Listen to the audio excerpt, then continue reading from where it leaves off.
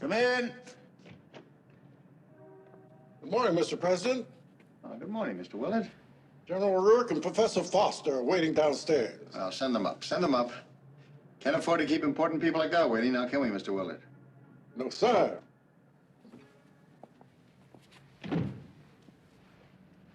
Shit.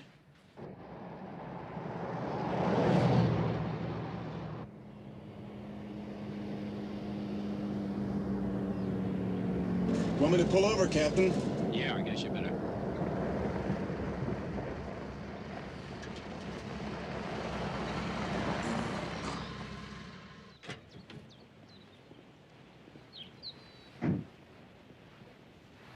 Take it easy, mister. You okay? I think I broke my collarbone. You'd better come with us. Out! Move it! Oh. Nobody told you to shoot him? I don't like sergeants.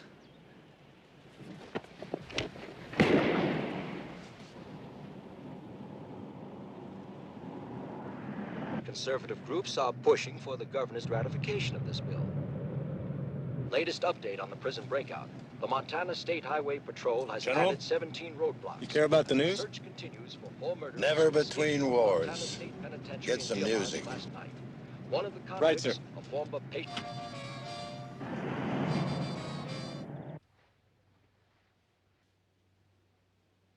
I've come to ask a personal favor. David, Zabat was an exchange student who lived in my home for 3 years. He loves and is loved by my daughter.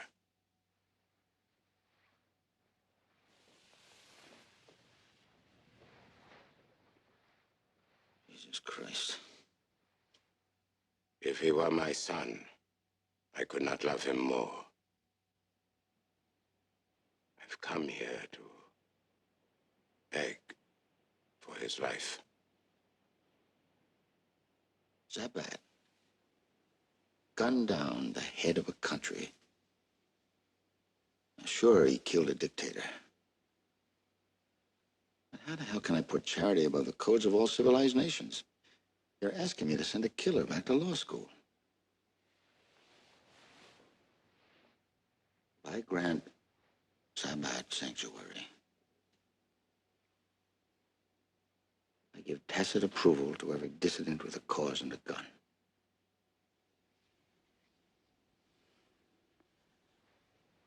Well, thank you for your time, Mr. President. Wait a second.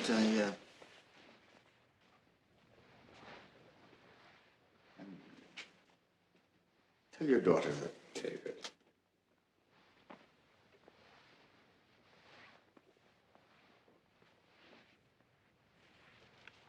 Please. Tell your daughter. David, I'll tell my daughter I did the best I could. And I'll tell myself that though you are not a brilliant student, you are an honest man.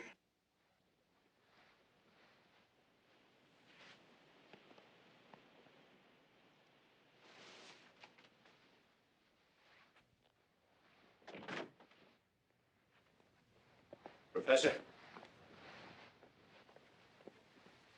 By the look on his face, you must have played old Abe Lincoln.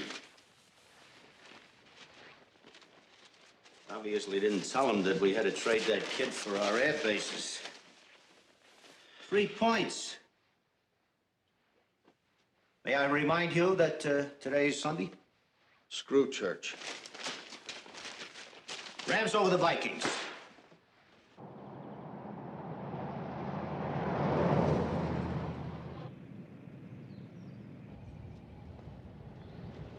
Safecracker, turn on the heat. Put on the coffee, Mabel. Africa, you never get cold? No, just cool. Cool. Up there on your left, about 60 yards. Got it. Now remember, we have to be finished by 8 o'clock.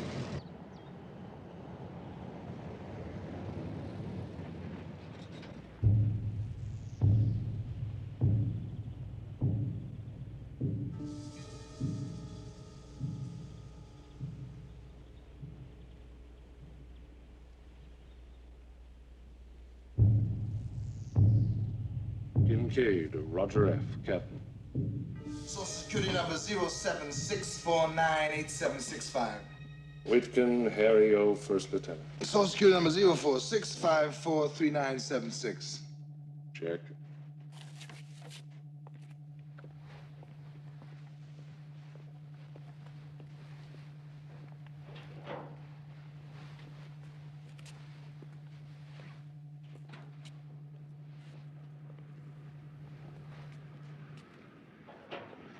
Minutes late, not bad for a new crew. Hey, Charlie. Do me a favor. Don't big deal it. I'm hungry. They get the whole we, right?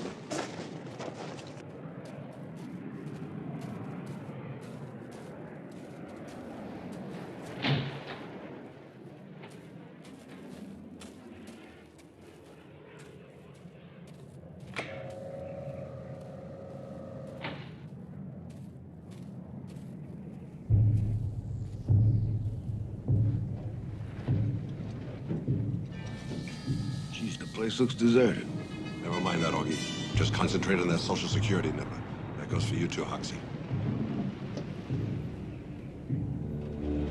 Kincaid, Roger F., Captain.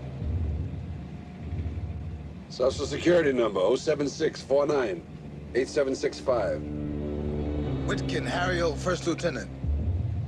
Social Security number 04654 3979. Barker, Allen, A2. Social Security number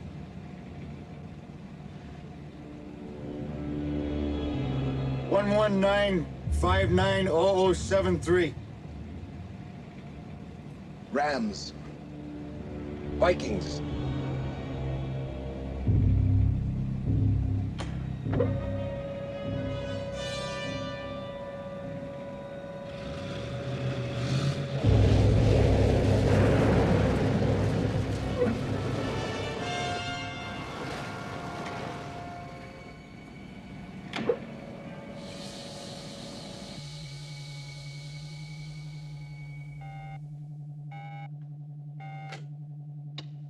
Yes, sir.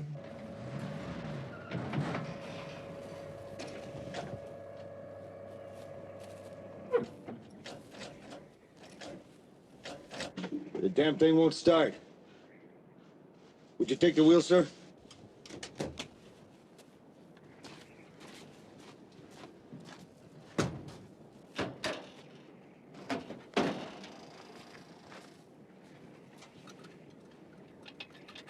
Hit it, sir.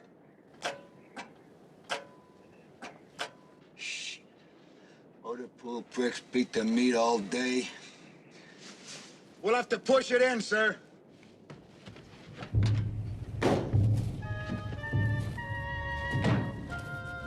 Remember to watch the cameras. You men, give us a hand. Push in unison. Count off.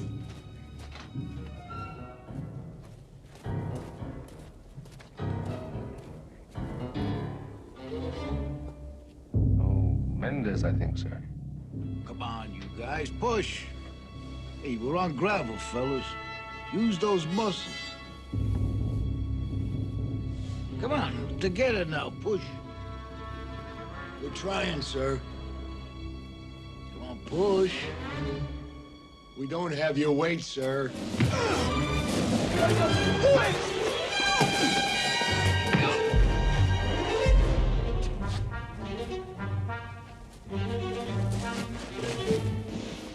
Come on, let's go.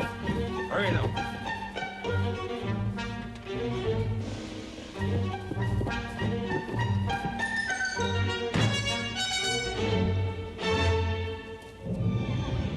Yes, sir.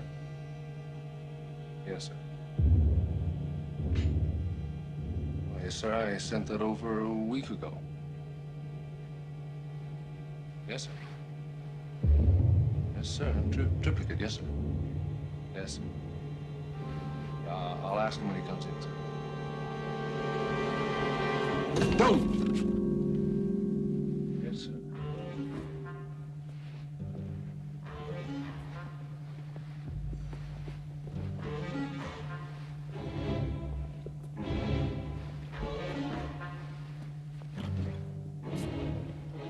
Who the hell are you guys? Where's that sergeant? You were supposed to bring him in here. What a cheap joint. I seen better crappers.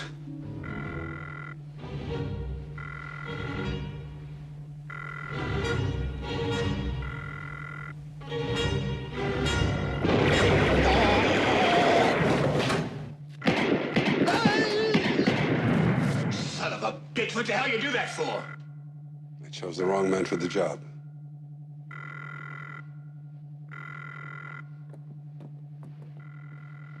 Oh! Oh, man, we got trouble.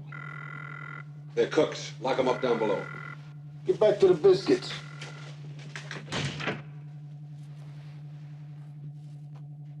Security here.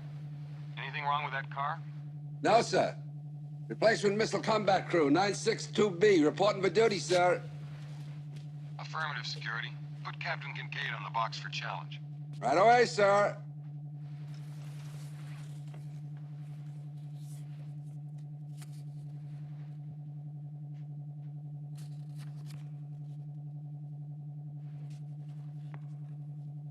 Captain Roger F. Kincaid.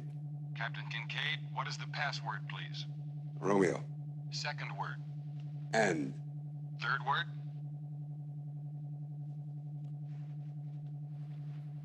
Third word. Prick Kincaid must have held out on us. There is no third word.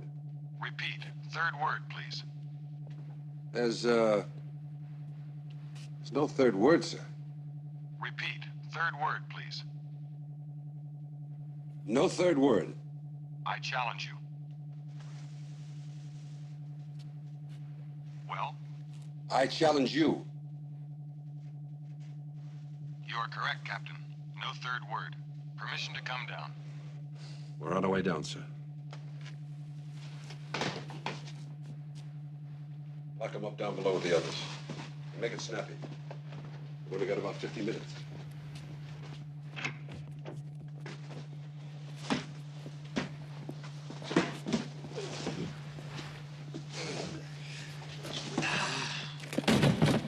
go, let's go. Guy's got brass balls. He's got a brass skull, too. I mean, Hoxie's the only one who can open that safe, dummy.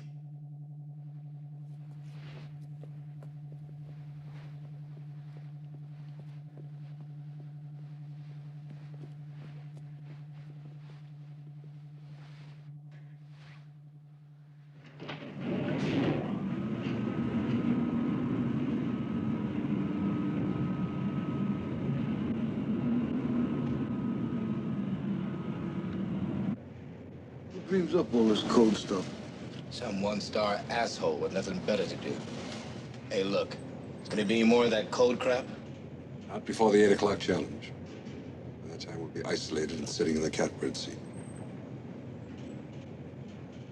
Or dead.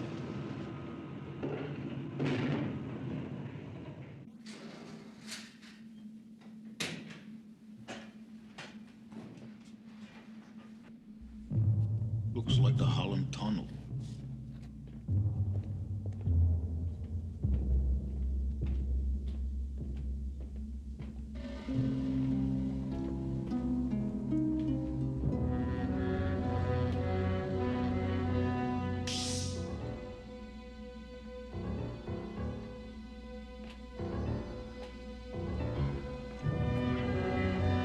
Willie, come here.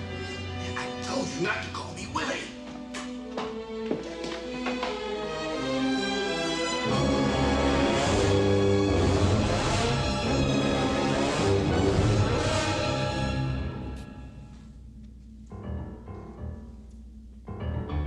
It's like Star Trek all over again. But even Uncle Louie ain't seen anything like this. Garbus, Hal. Come on, you're not on vacation. This isn't Disneyland.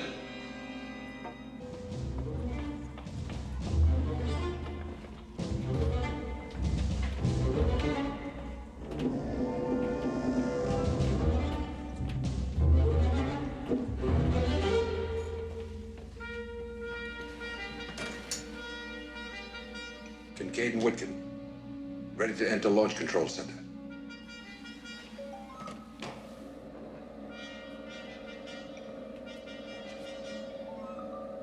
Remember, move fast.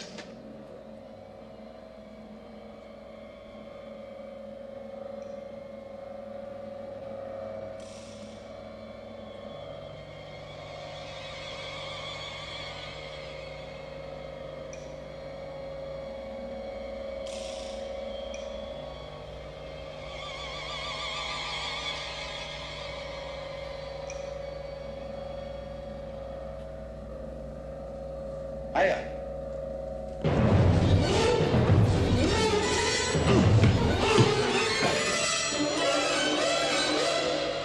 Larry.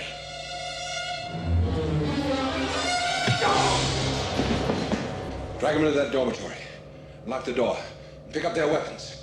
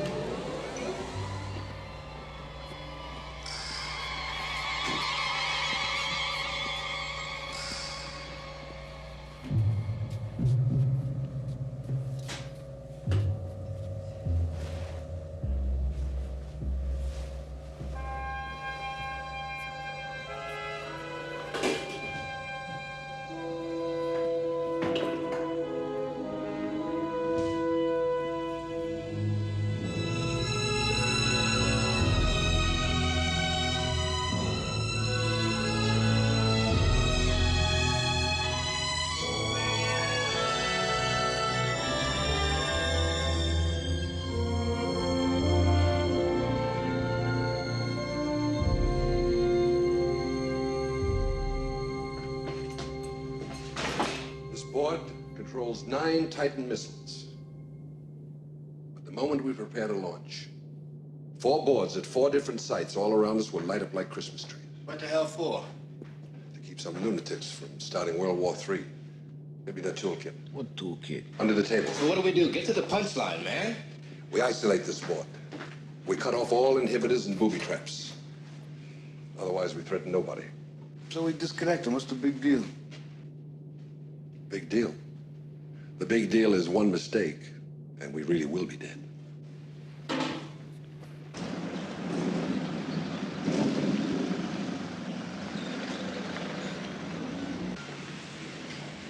Dr. Robert Pryor. Dr. Robert Pryor. Please report to 3rd floor OR. All right, easy, you guys. Easy, gently. And he's lost a lot of blood. Now, this green tube contains a chemical called sarin. Now, we're going to remove it, and we have to be very careful, because the ends are extremely thin, and they'll rupture if it's tilted. So? The result will be terminal. You mean that green shit's gonna kill us? That green shit, as you so colorfully put it, produces a deadly vapor when exposed to oxygen. You mean we broke out of death row to end up in a gas chamber, right? Not if we keep it absolutely horizontal. Uh-uh. I ain't messing with no poison gas. You didn't tell us nothing about that. No way. You just count me out, baby. Where's he going? Nowhere. Come here, Augie.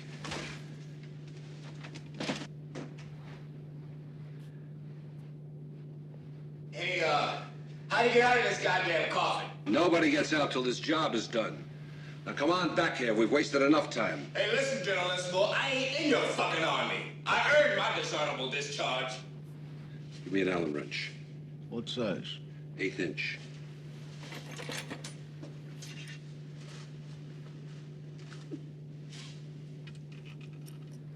Jive-ass honky. We've got an unidentified victim of an assault. Now, all we've got's a pair of shorts and an Air Force Academy ring. The date is 1968. Number 8765. Do you mind?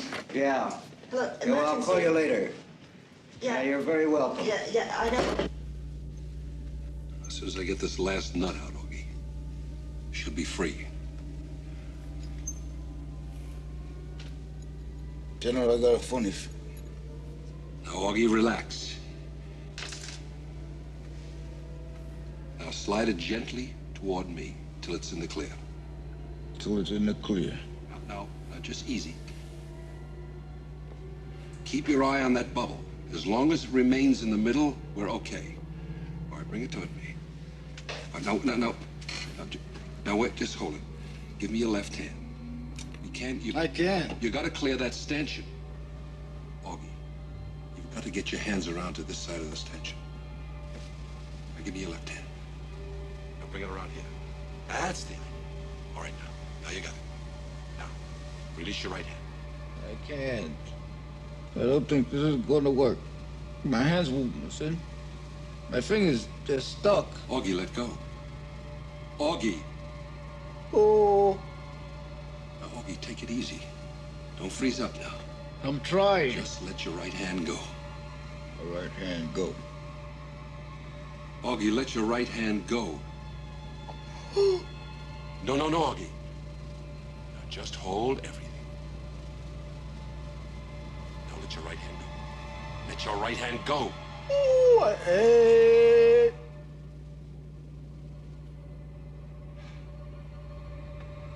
Powell, for Christ's sake, come here and give me a hand. Powell, for Christ's sake, come here and give me a fucking hand. Augie, just take I don't think it's gonna. He froze. All right. I'll take it. Come on, Burt. Just let go easy. Let go. Easy. Bring it toward me. We gotta clear this statue. Right. All right. What's that bubble? Keep your eye on the bubble. Easy. It's all yours. I got it. It's all yours. Watch the bubble. Father. Lord in heaven. Easy. Easy.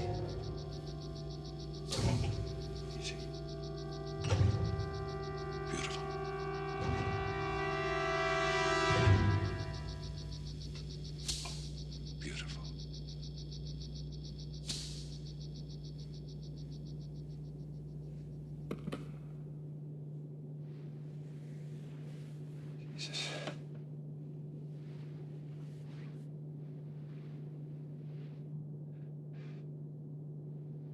Damn good work, Private.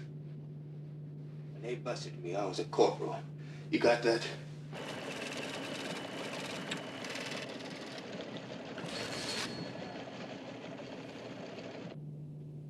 Come on, you guys. Time's running out. What do you think? Well, good luck to you, Charlie. What do you mean, me? You told me you knew about demolition. You told me in the can you know everything about explosives. Yeah. Well, I would have told you I was George Wallace with a tan to get out of that shithole. Oh, Willie boy, you're beautiful. So what are you gonna do? Well, Willie, you may wish you're back in that shithole.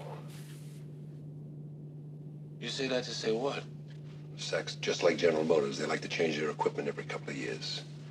Tentative ID indicates the assault victim is Captain Roger F. Kincaid, Silo 3. Did you call the cops? Yes, sir. They're taking pictures over to the hospital for positive identification, but I thought you'd want to know. Yeah, thanks, Kelly. Keep me informed. Yes, sir. I hope you guys are having fun down there. One of those phones is gonna ring any minute. Now, most booby traps go off when you increase the pressure. This one is triggered to go off when you release it.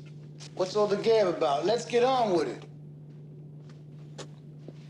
While you're holding it, I'll remove these fuses and insert the non-conductor. You got it? The hell is it? Oh, you mean that little thing that was in Hoxie's pocket? That's right. Well, he's upstairs sleeping, remember?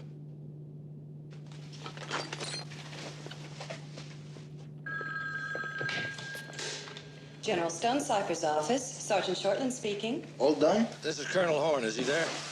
Colonel, he just left for Hangar 5, sir. Non-conductor. That digital I'll phone try is there. gonna ring any second. Gosh, what the hell's he looking for now? Hey! What are you, crazy? Hangar 5. This is Colonel Horn. I want General Stonecipher. Yes, Colonel. He's right here. Ready? Yes, Ray. Let's do it. Sir, we have a man You at guys Great praying Falls down General there? Hospital, an assault victim. Tentative identification, Captain Roger F. Kincaid, currently assigned Silo 3. We'll never know. But Huey tells me Kincaid code checked at 0709. Here I go. It's impossible. Remember, the pull can be as much as 150 pounds.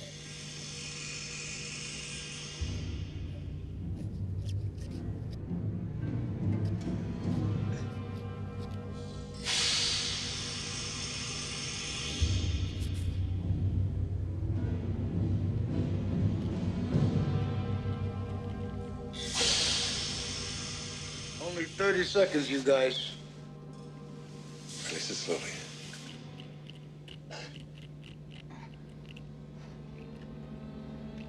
Easy.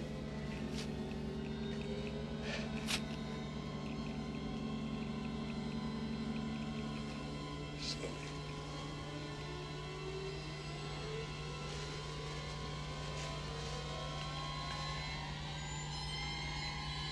Slowly.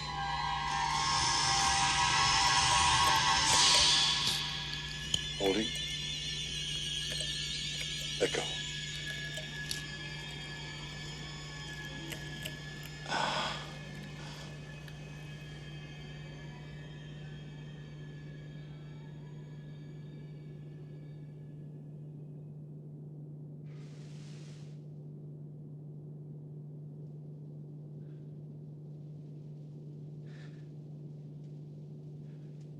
Good morning, gentlemen. 16 November, 1981. Julian date 81215. Today's briefing is classified as secret according with the Air Force Regulation 219, paragraph 4A, SAC Supplement 22C. Reference indicated report numbers for further information. Now, at present, gentlemen, we are at DEFCON 5. Battle readiness for manned bomber squadron is 90%, a reduction of 3% over yesterday's report. Overall snake pit status report, 89%. Let it ring.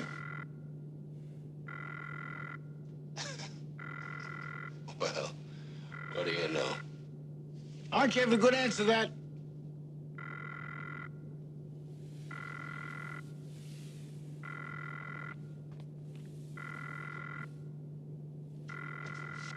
They'll wait.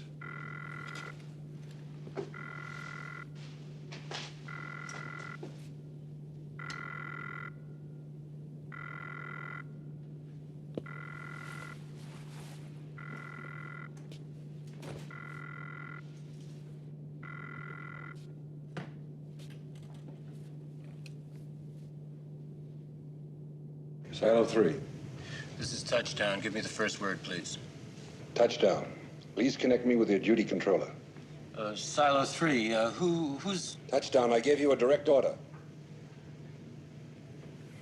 Hold for duty control. Silo 3 wants to talk to duty control. Silo 3? Yes, sir. Silo 3. This is duty controller. Identify yourself, please.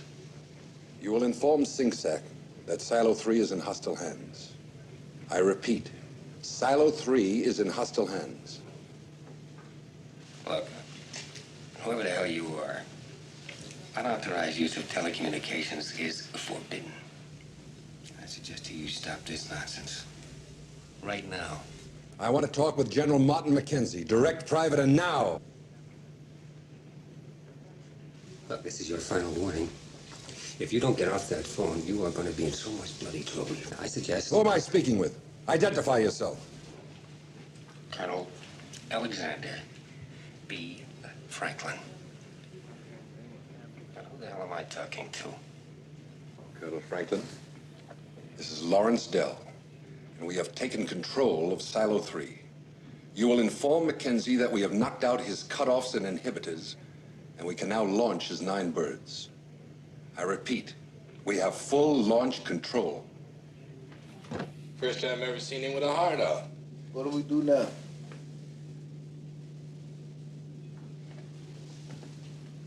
So we get the keys out of that safe. We're bluffing. Now, aren't you sorry you killed Huxley? There are 2 men in there. One of them will have the combination. Let us ask, how can we ignore these facts while lusting after BX goodies?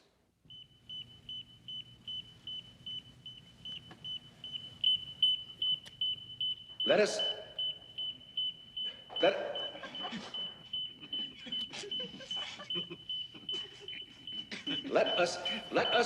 ask how, what our responsibilities are to our fellow man, social scientists and street corner philosophers.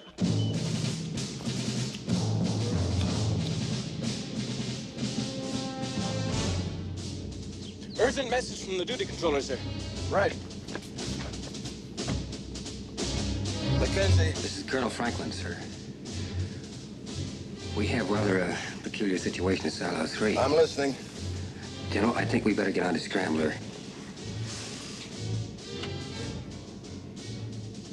Okay, Colonel, let's have it. Enemy at Silo 3. Where else? Well, nowhere else, sir. Just at Silo 3, and that's all it's going to be. Only Silo 3? It's not them.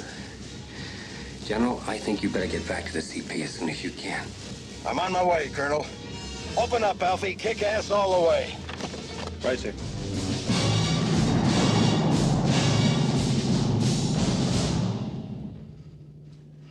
Sandy, we're going to have that combination. You haven't learned a thing, have you? Still going up against a stacked deck. This time, I'm going to blow it wide open. This time? Hey, when are you gonna wake up and smell the coffee? Nobody gives a Chinese fuck. You could climb up in a Capitol building. Wouldn't bring sweat on a pig's ass. What the hell happened to you? I mean, who are you? I saw the light, that's all. I finally figured it out. They don't want to fucking know! Period!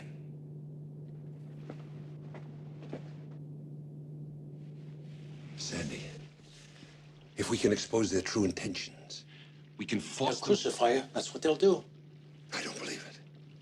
The problem lies with leadership. Nobody's had the guts to get it out, to say it, to tell the truth. The truth? Jesus Christ. How long were we caged up? 5 years? Huh? Well, I wasn't home 5 minutes before they had me believing it was all my fault. The VC, the war, me being taken prisoner, the orphans, the massacres, everything. Damn it, man, I took so much shit. I wish I was back in a fucking jungle. I was just a flunky captain. You'd have thought I was one of the Joint Chiefs. That's because nobody knew how it happened. Or why it happened. Now they're going to find out.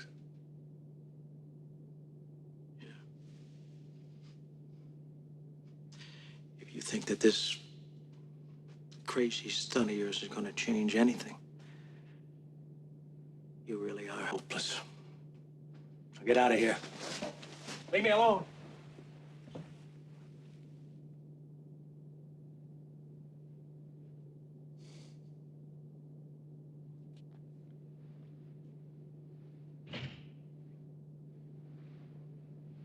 For a man that broke out of the joint to steal $10 million, you sure talk a lot about God and country. Hey, I'm talking to you, asshole. I haven't said a thing yet. It's your war, Generalissimo, but unless you get the keys out of that fucking safe, it's not gonna be a very long one. Hey, wait a minute, you guys. Didn't you say something about every system needing a backup system? That's right. Well, allow me, sir.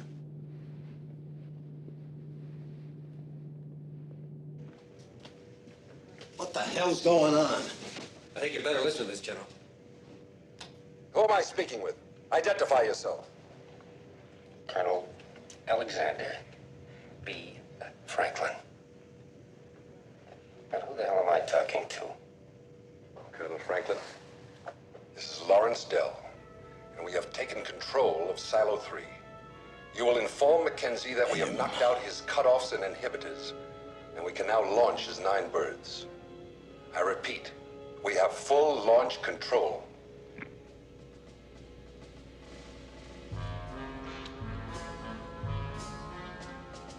Jesus Christ.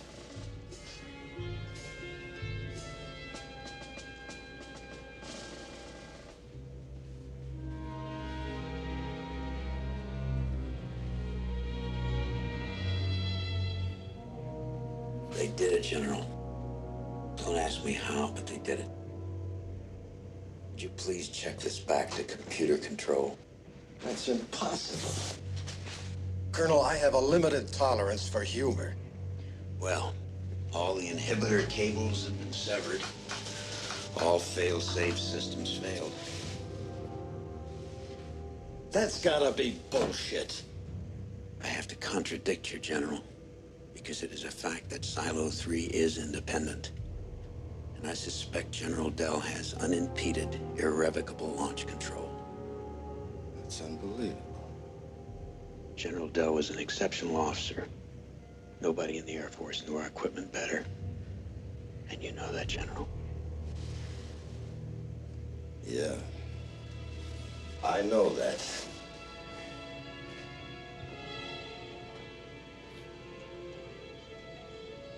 What do you think? I don't know what to think. That's Charlie to touchdown. Approaching target area. Charlie 1, Charlie 2 going in. Charlie 3 will remain in radio contact. Going down.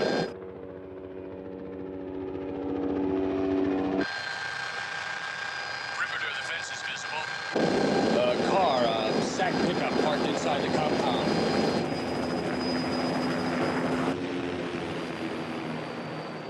This appears intact.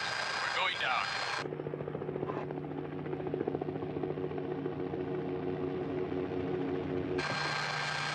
No sign of enemies. 100 feet, here we go. Just 20 yards from the touchstone.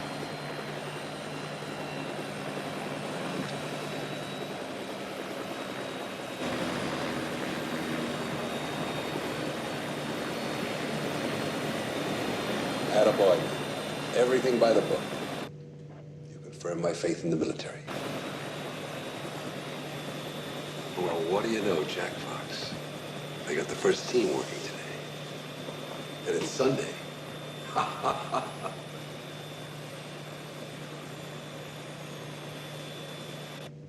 Who's in command of Fast Charlie?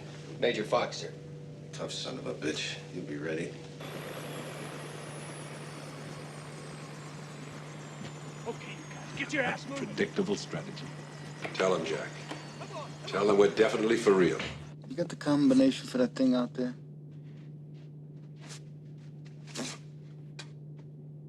Screw you. Like I used to tell those scabs back in Jersey, it's a shame they gotta go to the hospital with no union benefits. You got a dog? Does he got one? Hey, buzz off. Captain's gonna need a good C&I dog before this party's over.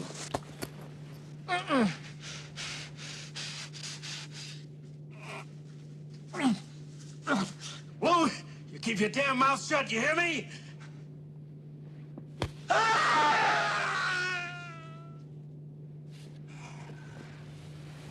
Oh, boy. That leaves one. Now the rest is up to you. Are you gonna leave the captain with one good eye, or are you gonna pull the curtains completely? Blinded him? Ah! I asked you first, didn't I? And you didn't want to cooperate? Wait a minute! Wait!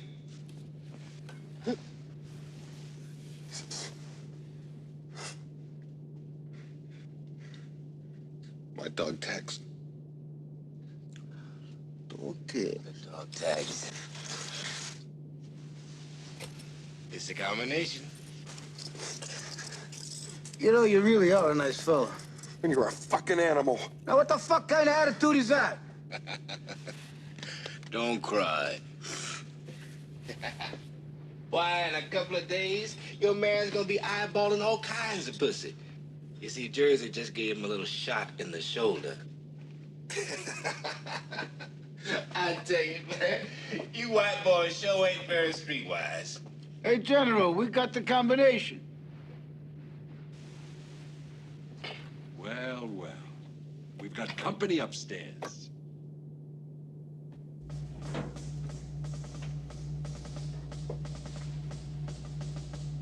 Right out of the Air Force manual.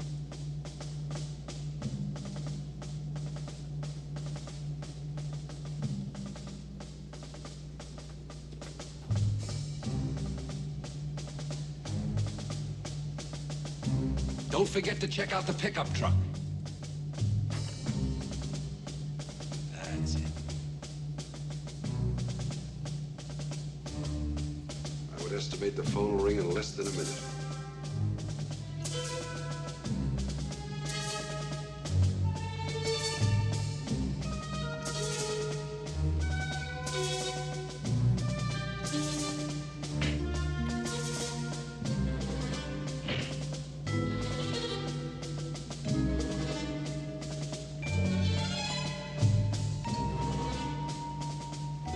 Guardhouse empty.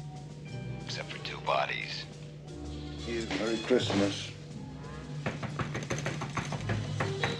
You brought up the troops? Hey, we're surrounded now. Relax. What the hell's going on? The cooks are Take alive. it easy. They just had to look around. Okay. Tell him to try launch control on the intercom. Fast Charlie, try launch control on the intercom. What did I tell you? This is Major Fox. Speaking from launch control. What is the situation at Silo 3? Colonel Town and Lieutenant Canellis are cooperating with us. A sergeant is dead in the communications room. His killer is lying in the corridor. Pick them both up and get them out. Further communications will come from Sink Sack himself and nobody else. Understood? Understood. Son of a bitch. He's down there. Fast Charlie, this is Spider Biter. Obey all instructions. I repeat, evacuate guardhouse. That means all personnel. Containment procedures by air police and armored personnel carriers. Stay 1,000 yards from the church, but call up as many men as you need to form an unbreakable circle. No ins, no outs. Okay. Clear the net. Suppose he's got the keys? It wouldn't surprise me.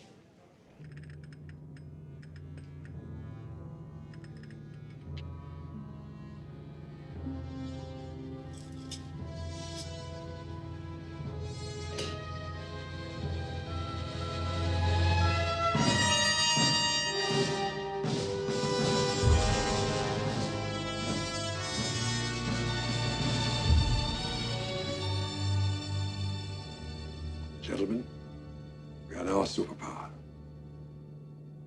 Well, gentlemen, until we kill Dell, and make no mistake about it, we will, this situation will remain top secret.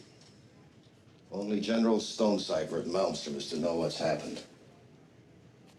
Now get me Silo 3 on the phone and tape it. And make sure everything's put on scramble from now on. Get me Silo 3. Yes, sir.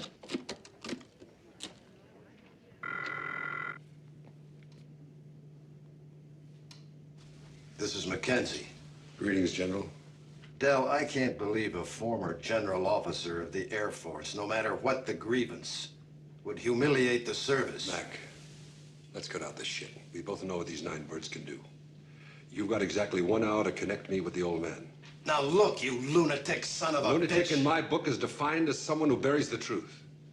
I intend to hold it up to the world and let them see what it's really like for a change. I'm telling you, Dell. You're telling me nothing. You had your chance. 100 times I begged you to go upstairs and to tell the truth. But no. You sent my memos to the shredder. And when I wouldn't trade what I believed in for a star, you sent me to the shredder. Well, I'm out now, General. And I've got my finger on the button, and you've got 60 minutes. When this phone rings again, it better be the President of the United States.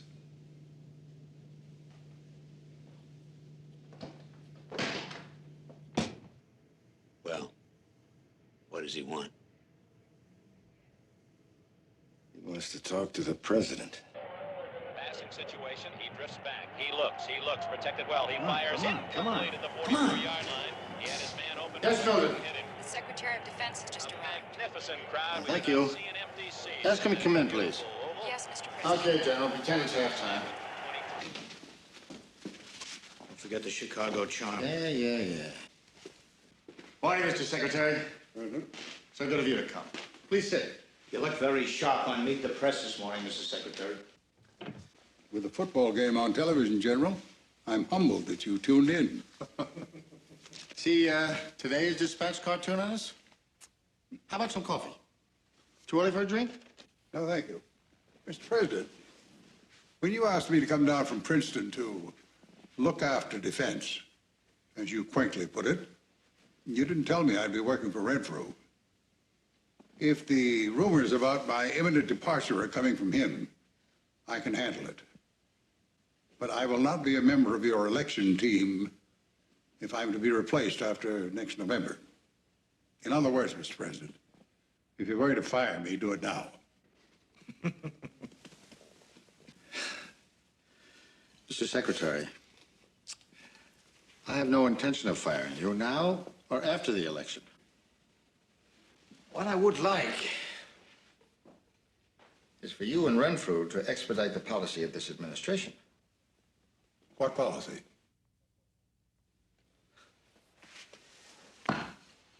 You're saying we have no policy. That's correct, Mr. President.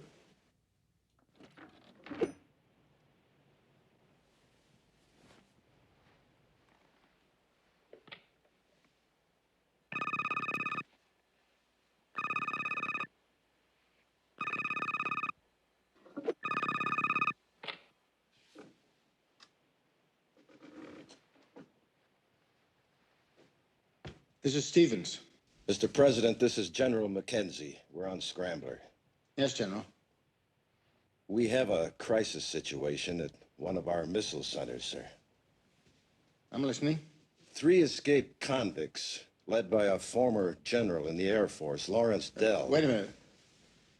He the general convicted of killing somebody out in Wyoming? Montana, yes, sir. They penetrated an ICBM launch center near Malmstrom. And, sir, we've confirmed that Silo 3 is isolated. Isolated? Now, what the hell does that mean? It means, sir, we're unable to inhibit launching. You mean to tell me a renegade general's got his finger on the button of a Titan missile? No, sir.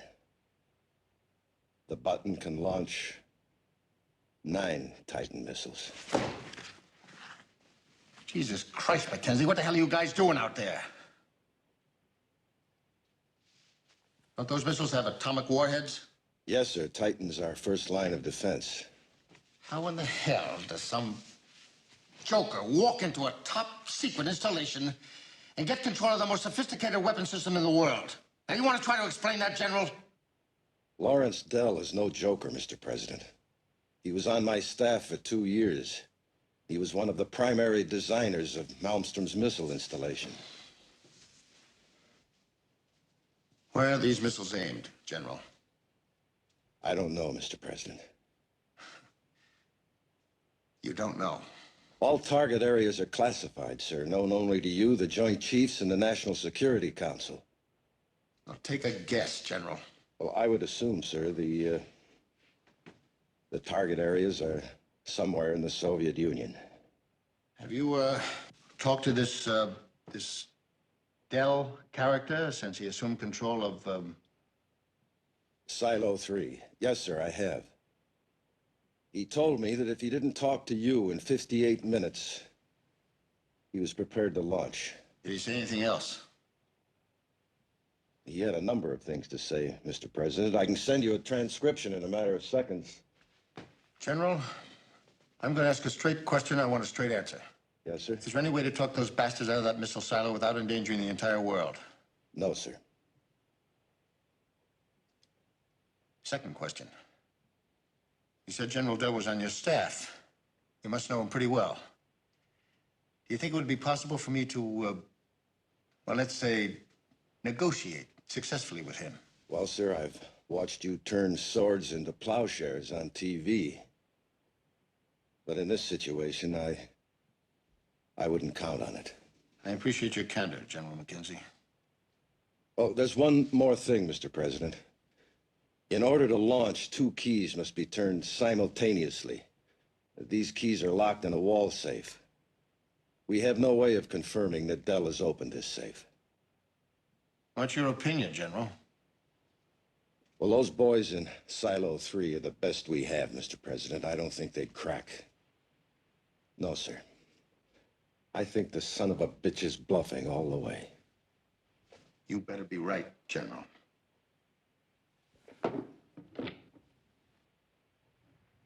Did Renfrew, Whitaker, Klinger, who else? Chairman of the Joint Chiefs, Pete Crane of the Air Force. Right.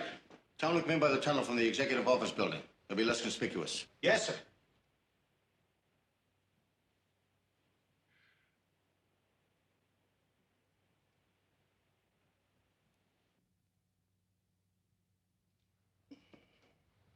I'm telling you, Dell. You're telling me nothing.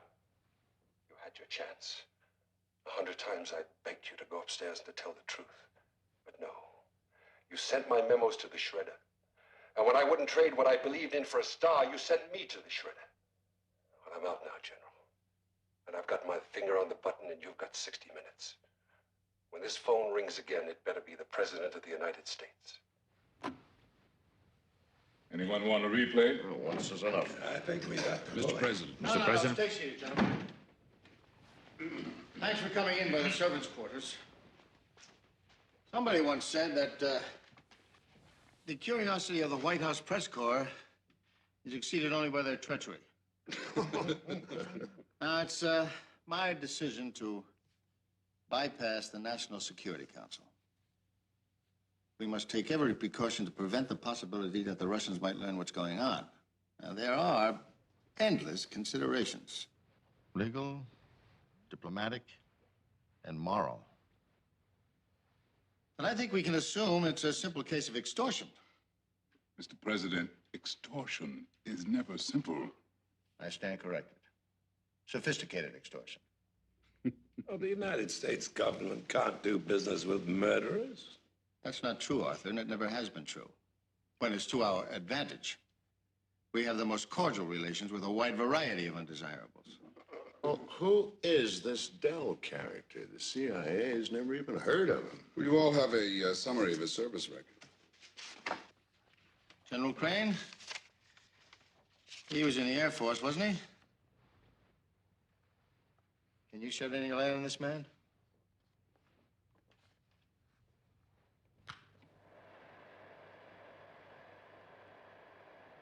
For almost 30 years, Lawrence Dell was a superior soldier. But he had great difficulty in adjusting after 5 years in a prison camp. When he came home, he found that his wife had left him. He was moody, dissatisfied, unhappy. We tried various... You railroaded him.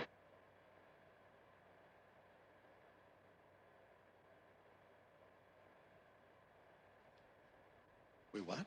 We railroaded him. He was political. He was radicalized. We made him a general to shut him up. The one star didn't work. He kept right on trucking. Then he threatened to go public. The incident in Montana came up. What incident? He got into an argument with the brother of an MIA, and it turned into a brawl, and this fella had a bad ticker. The whole thing was simply an accident, but it was just much too good an opportunity to pass up. So...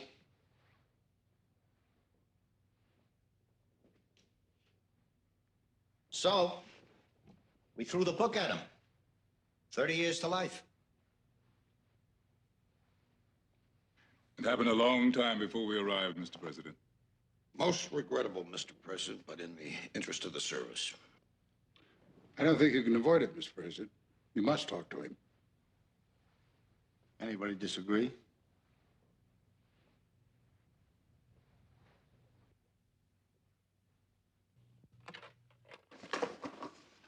Mildred, get me Silo 3 at Maelstrom for the president, please. Yes, sir.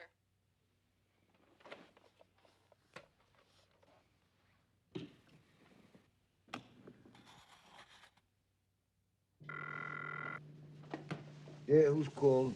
David Stevens. May I speak to General Dell, please? Hey, it's really him. It's really him. Wow, I'm not kidding. That's the president on the phone.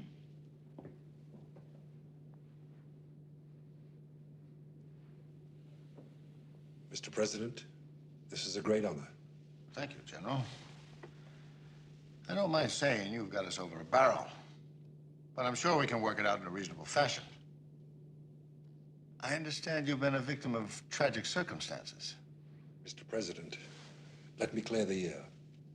I did not take this action because the Air Force blew up manslaughter into Murder 1. Well, what can I do for you? There are several demands. You have my attention, General.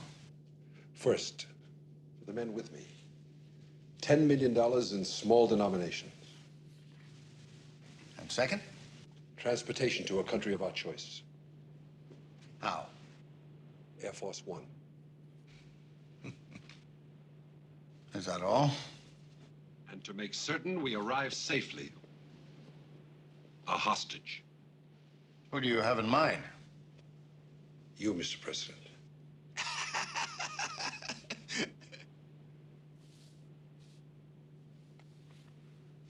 I see. Anything else? One more thing, sir. I believe the time has come for you to restore the confidence of the American people in their government by disclosing the true reasons why this country was made to endure a war that cost over 50,000 American lives and 20 times that many Southeast Asians, all for nothing. I'm not sure I follow. You will broadcast the contents of NSC document 9759. Minutes? NSC? The minutes of a national security meeting? Exactly. 9759. And after we arrive at our destination, you will appear on television and inform the American people of its contents. How did you obtain that document? From a patriot, but that's irrelevant. I must ask you to give me adequate time to study it. How much time? Let's say a couple of hours. 1 hour. As a gesture of mutual confidence, how about an hour and a half? Agreed. Thank you, General. Thank you, Mr. President.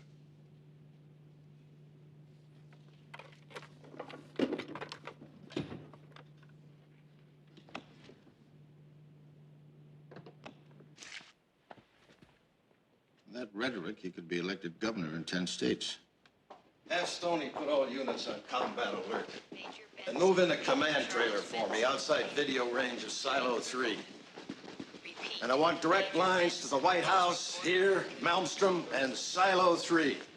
All on sealed, secure channels. You got all that? Right, sir. Target 1, Novosibirsk, heavy industry. This is horrifying. I can't believe this. Cool it. Target 3. Read and pass on.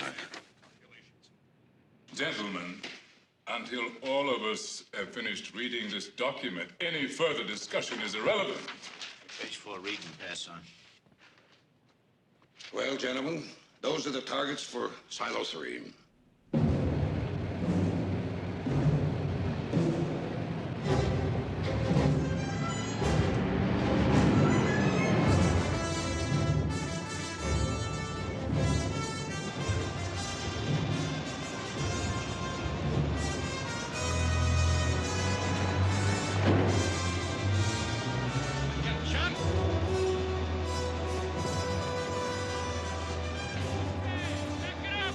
At ease. Carry on. Nice, Tony. Armor all in place, gentlemen? Yes, sir. General, If you go in at exactly 4,800 feet, you'll come in under the hull's radar and over their range scanners. But, sir, you've got to go in at exactly 4,800 feet, a foot either way, and they're going to see you, and it's all over. You're right, Colonel. That's why we're using solid gold. Solid gold, sir? As we get authorization from the White House, we attack. Gold, huh? Yeah. Gold. Good luck.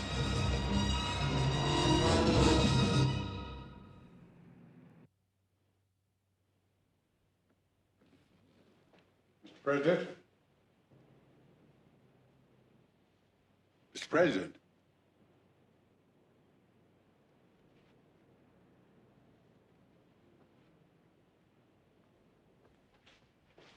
Somebody once said if it was an easy job, they'd get a mule.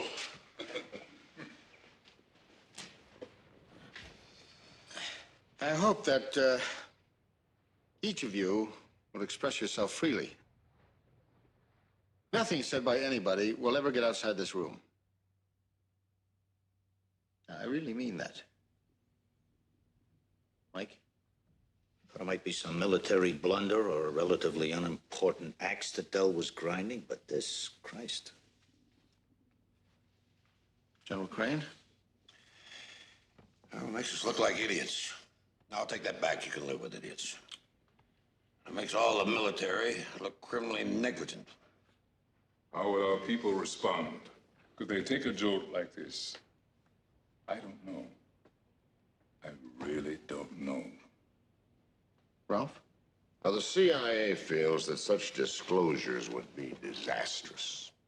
Under no circumstances could we allow or want this material to ever be made public. Arthur? What's the State Department's position? You will note that the action taken that day was unanimously arrived at. Phil?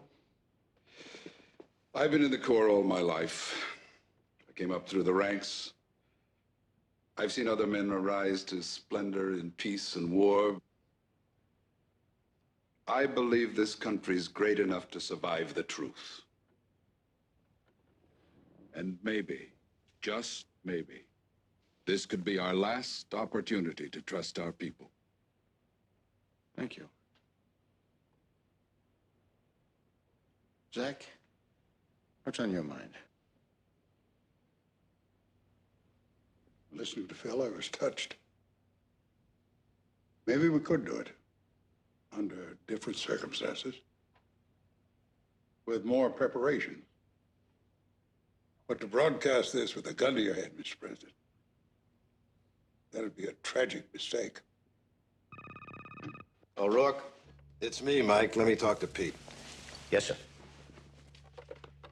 Yeah, Mac. Operation Gold ready whenever you are, Pete. I'll get back to you. Well, Mackenzie's ready to go, Mr. President. We need your permission. Why does Zach think he can get his men in Silo 3 without being seen? Well, there's a blind spot directly over their television cameras, and the chopper will go right down on them. Once they get in, why can't they just drop it down the elevator shaft? Well, gentlemen, those concrete walls in Silo 3 are 8 feet thick, heat sensitive and steel reinforced. We place it directly outside the door, there'll be jelly in a millisecond. This weapon, What is it exactly? It's a miniature atomic bomb. That's what it is. Yeah, well, that's essentially correct. Small, clean nuclear device. What about radiation fallout? Oh, 60 feet, minimal. Define minimal. Well, acceptable. Acceptable to whom? The people of Montana? Considering the gravity of the situation, aren't we compelled to take this risk? Maybe. You might talk to Dell again. Who knows? Perhaps we can negotiate ourselves out of a critical situation. I agree. So do I.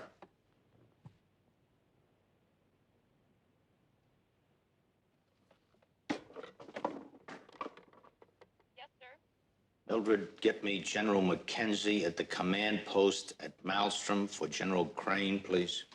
Yes, sir. Mackenzie.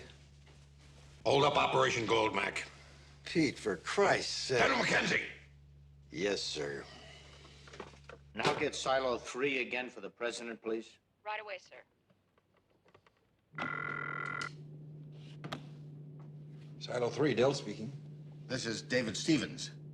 Yes, Mr. President. I'm prepared to make a counteroffer. I'm listening. Now, General Dell, you demanded $10 million. I'm willing to raise the ante to $20 million. 20 million? We'll also grant a full pardon to you, to Mr. Powell, and Mr. Garvis for all crimes. This covers the crimes each of you have been convicted and sent to prison for, and all crimes you may have committed up to this date. In addition, I will personally guarantee in writing safe transit to any country in the world that you may choose. Mr. President, I accept your financial and travel offers, but I must insist that you comply with my final demand. General Dell, there's nothing that I would like better than to wrap this up right now. But this office has certain limitations. I'm not free to do anything I want. If we're just up to me, I would say fine. But it simply isn't feasible to make this document public at this time. Mr. President, I'm not interested in waiting. Not for a month, a week, or a day. There's simply no time left. The doctrine of presidential credibility, by which I mean the license to lie at home and abroad, killed hundreds of thousands of people in a war that should never have been fought. This doctrine of credibility single-handedly destroyed the real credibility of our country.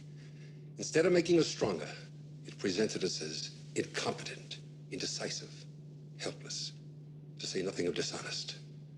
Mr. President, the devastation of Indochina, the countless deaths and sufferings of an infinite number of people, the dissent and unrest of our own people here at home, these events, born out of a policy of secrecy, was the result of the treacherous doctrine of credibility. I insist that the time is past due to eradicate this poison which is killing our people and our country.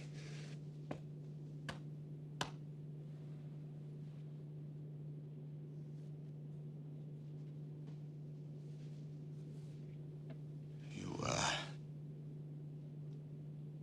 make a persuasive case, General Dell. It's, obvious that you are not only well-informed, but, extremely articulate. However, I must respond by saying there are ramifications and, complexities here with which even you are unaware of. I won't argue that point, Mr. President. But the mothers and fathers of boys who died for credibility are going to rise up in fury. This purge is unavoidable, and it must come now before it's too late.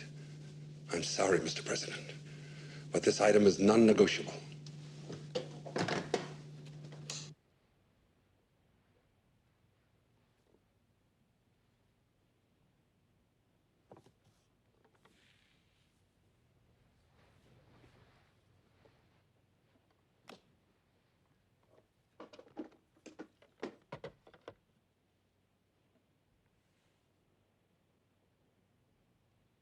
I hear no objection. We'll proceed with Operation Gold. Mackenzie. Okay, Mac. It's your show. Thank you, General. We go. Chopper goes. Chopper goes. Yeah, that was up to that, Chopper. No kidding, I really do. Mackenzie. Chopper is airborne. I repeat, chopper is airborne. Thank you, Major. Chopper airborne. Major Fitz, begin your attack. I repeat, begin your attack.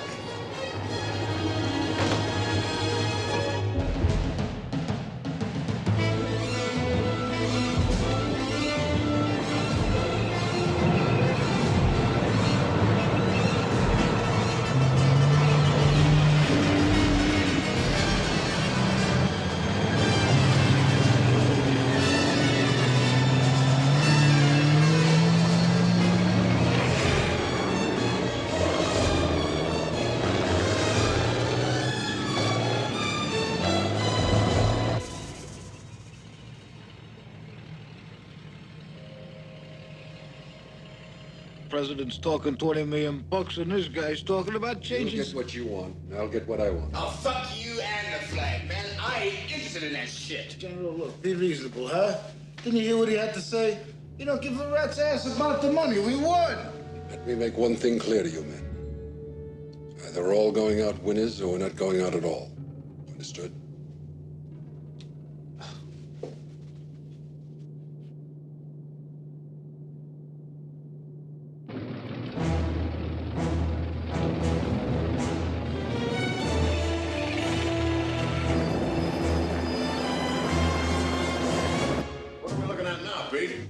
On the left, the TV camera in one of the tanks. On the right, the TV camera in the chopper. So you gentlemen can see exactly what's happening.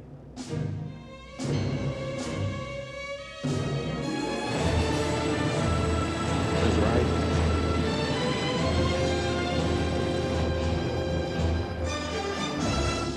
Hey, they brought up tanks.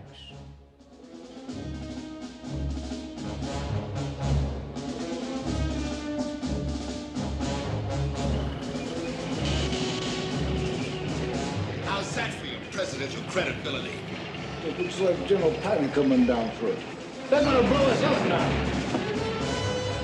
Get me Mackenzie.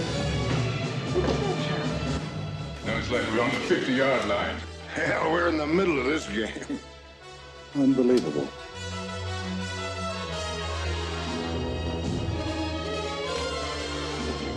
Well, let's just hope we can fool General Dell. Well done. Thank you, General. Oh, my God. They're coming up. Hey, General, you do that?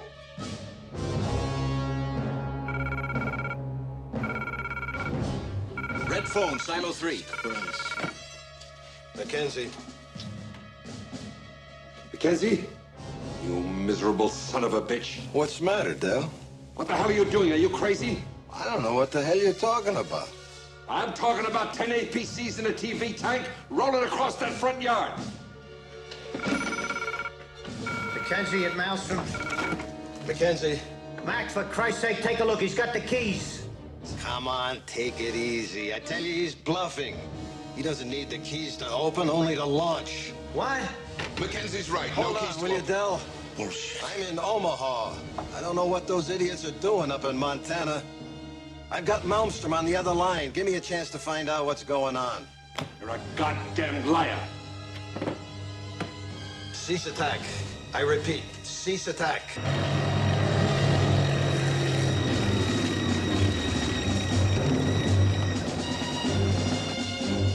They're stopping. It's okay, Dell. I called them off. There's no reason to launch. I always knew you were arrogant, but not insane. Leave those vehicles where they are and get the men out. Those men aren't out in 10 seconds, I launch. That man is serious. 1. General, solid gold chopper is in place. All crews abandoned vehicles. All crews abandon vehicles. Repeat, all crews abandon vehicles immediately. It's being done, Dell. The crews will be out in a few seconds. That ought to teach you something, Mac. Always willing to learn, Dell.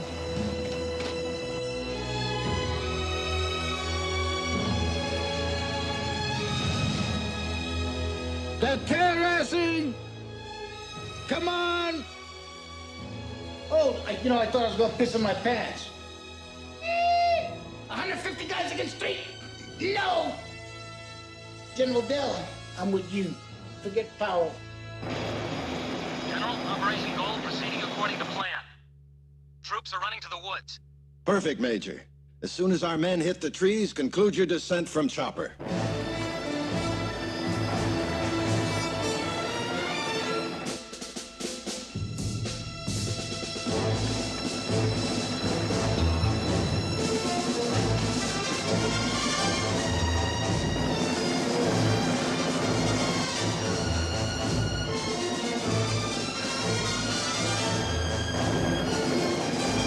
You guys ready? All set.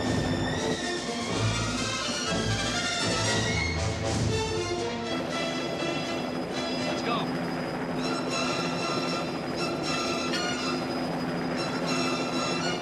All right, go!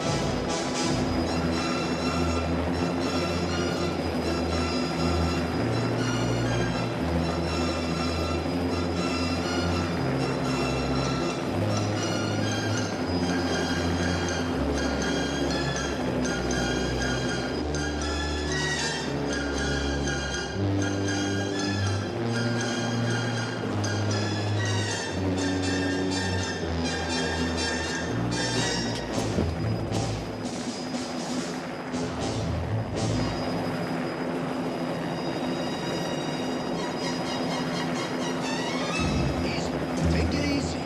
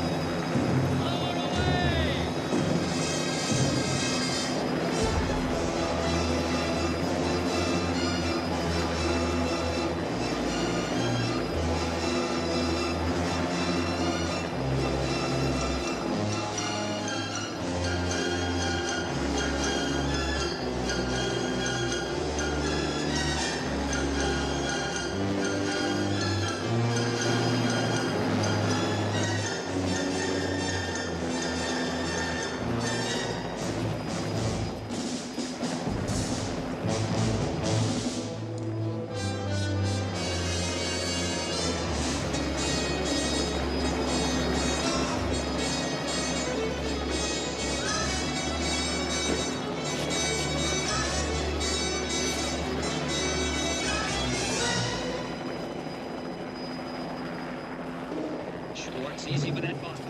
Don't worry. Check to the left. Watch the cameras. Slow watch.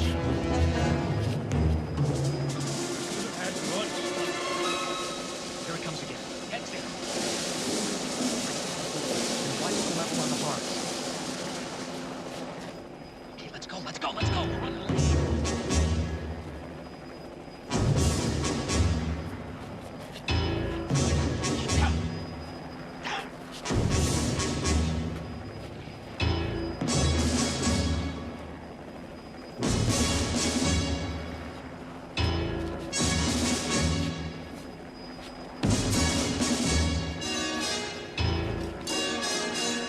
Take it easy. Easy.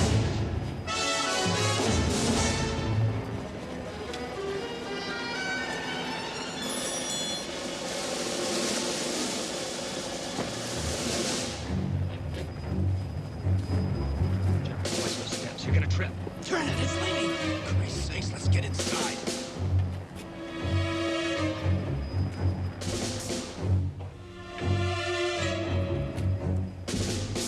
It's clear.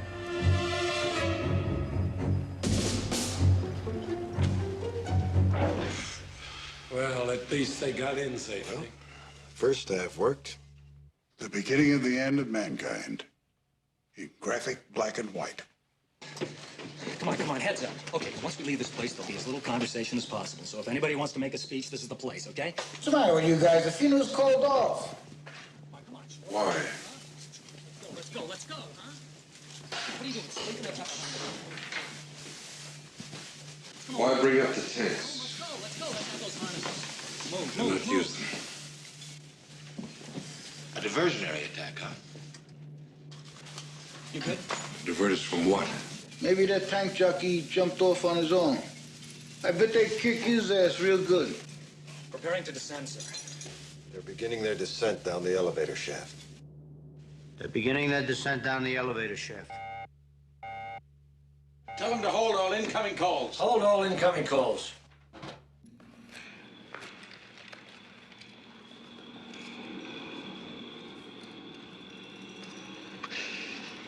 Damn mission.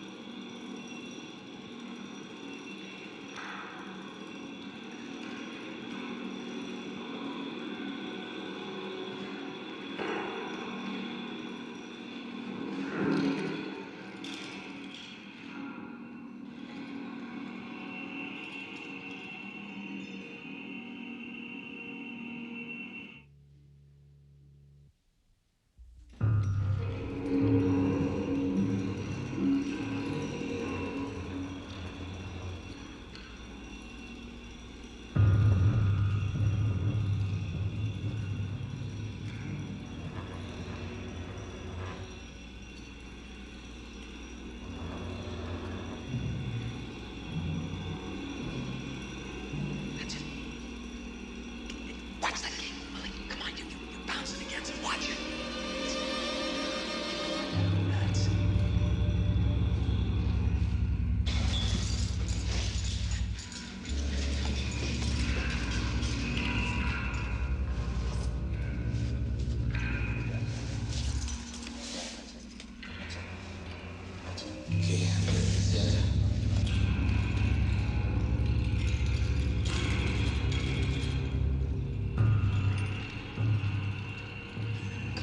Come on, hurry up, will you? I can't hold on this much longer.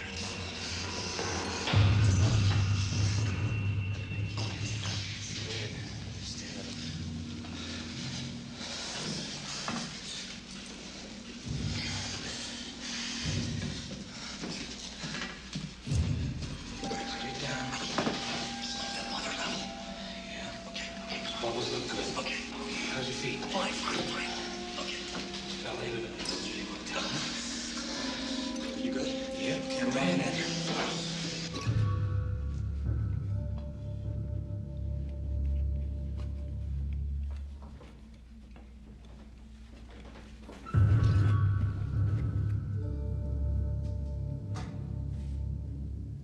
Okay, come on.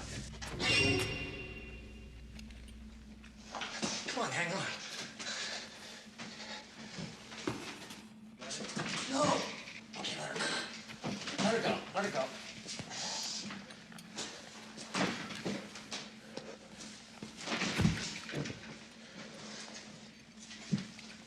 This way. Jesus Christ.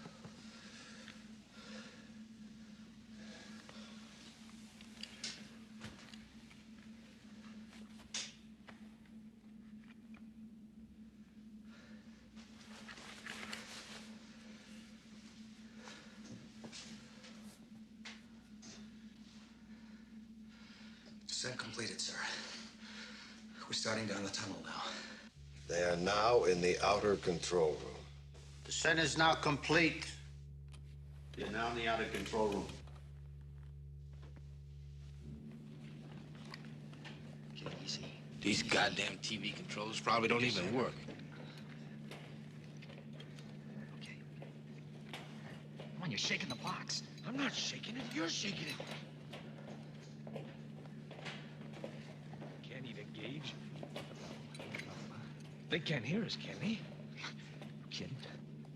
Just look at that door.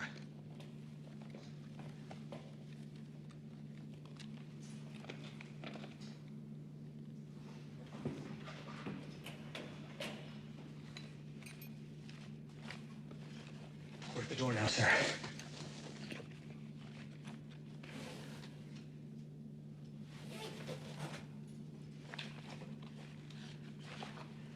What do they think? They think they're fooling with a bunch of kids, huh?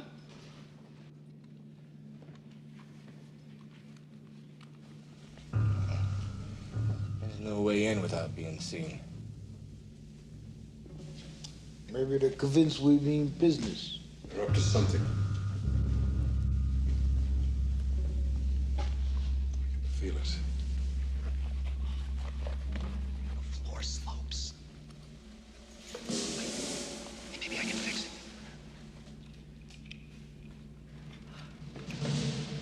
That's it.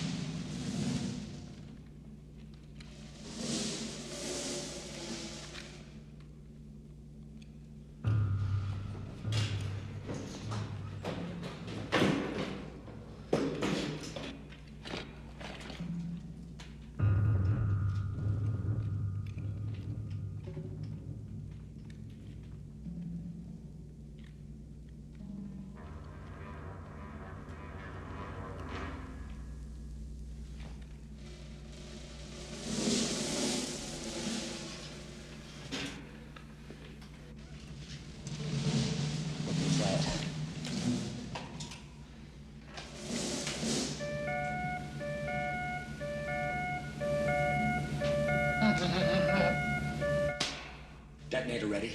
Timer ready.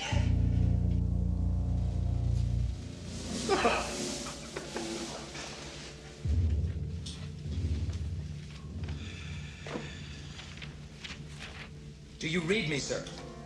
Detonator ready. Timer ready. Detonator ready. Timer ready. Detonator ready, timer ready. Okay, check the balance. Gold is by the door. The alarm went their way. It was to know we're up to something. General, what do we do? We're ready to go. Go, get on the key. They're lying to us. Turn on the count of What three. do we do? We're ready to go. 1, 2, 3.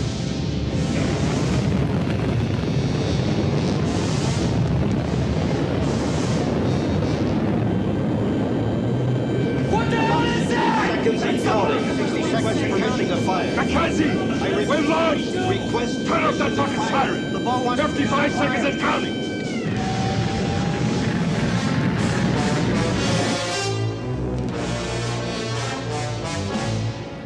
Jesus Christ, they look like the doors of hell.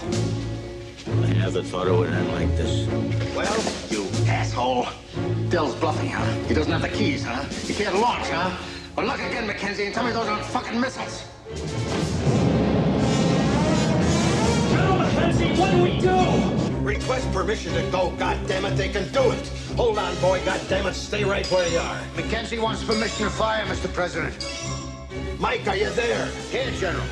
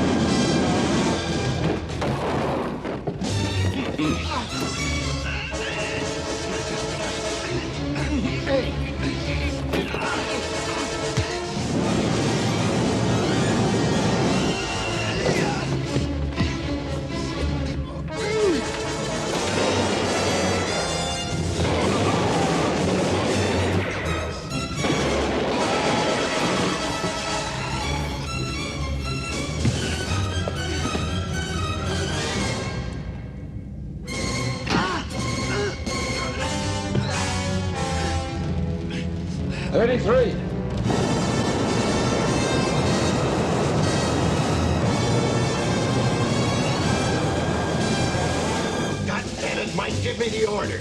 General, what do we do? Give the order to fire. Please, General, give me the order. Tell me Before what to do. they know we can win. There, boy. Don't run out of me now.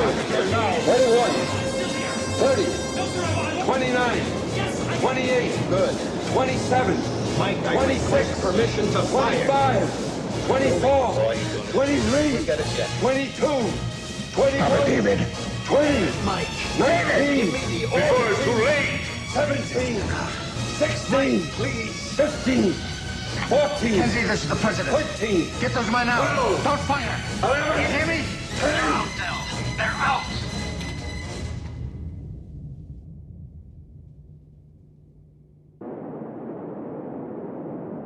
Out. The box! The box!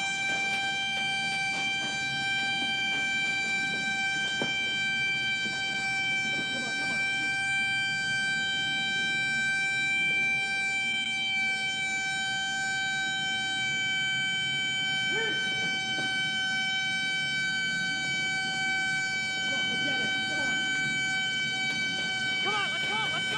Come on! Let me ready! Higher! Higher! Come on, let it, Jerry! Hurry! Hurry! It's bleeding! One!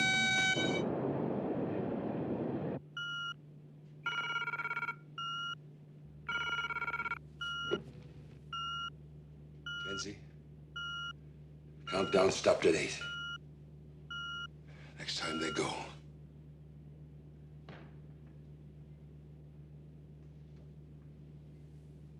Close the silos.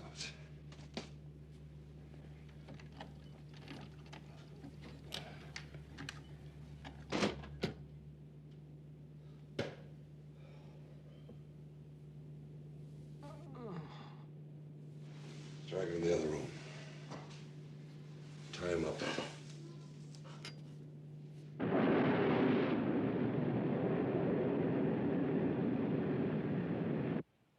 Time is running out, gentlemen. Somebody better come up with a solution. Mr. Brown, that man is double talking you frontwards and backwards. While you're talking justice, he's calling up the armor. We don't know what those cats left behind that door. And I, for one, don't want to know. It's Mackenzie. Bastard convinced the president he could blow us out of here. I'm sure of it. Bullshit. The president is not a liar. Double bullshit. They pressured him.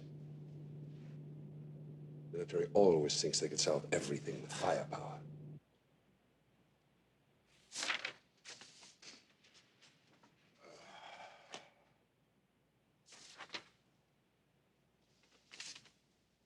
Unbelievable. I'm reading it for the 10th time and I still don't believe it. Gentlemen, can I have your attention, please? Something I want to read to you out loud. Now, you all have your own photograph copies. You can follow me. Page 2, paragraph 3. About the middle of the page. You got it? Yes. The president is speaking.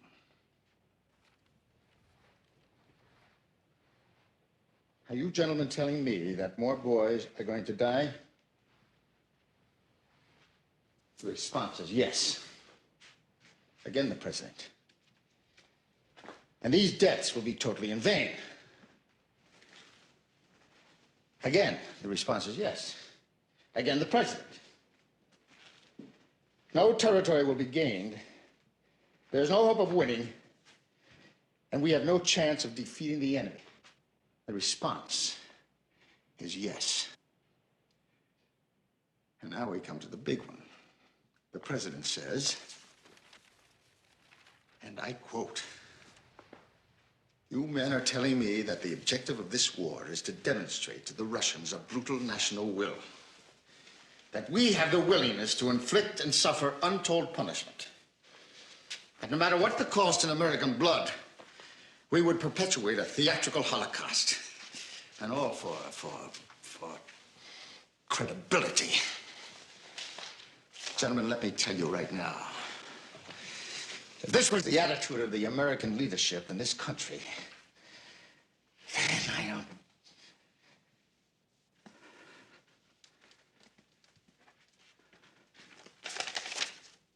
Arthur, what in the name of the Holy Father were you thinking of? You attended this meeting. How did it happen? It happened because this country needed a foreign policy that took into account the implications of nuclear weapons. In simpler words, because of the unprecedented destructive effect of those weapons, all-out war became known as counterproductive. Mr. President, the consensus was, well, still is as far as I know, that we had to fight limited wars to prevent the nuclear wars. Well, let's not forget what Hitler and Stalin did in Spain. They were both ready to fight right down to the last Spaniard. Ralph, are you comparing Vietnam to Hitler? I think what Ralph means is that since nuclear war would literally destroy what we euphemistically call civilization, we faced a dilemma. We had to convince the Russians that we meant business no matter how unmotivated our actions appeared. Our only option was to show the Russians that we would go all the way.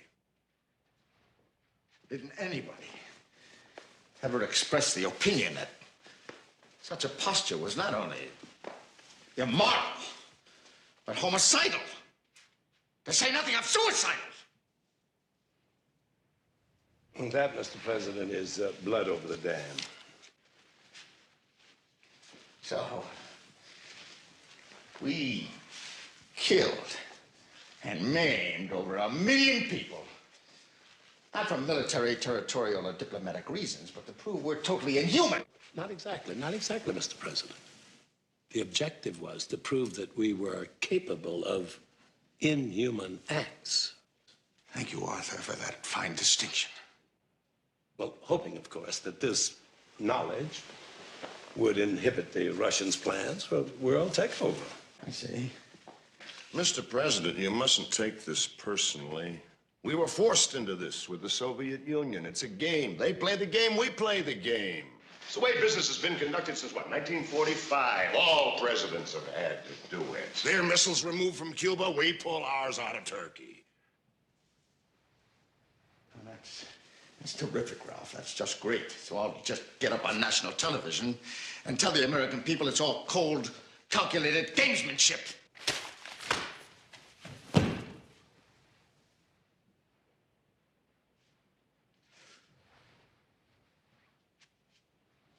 Jesus Christ. Aren't any of you aware of what's going on outside?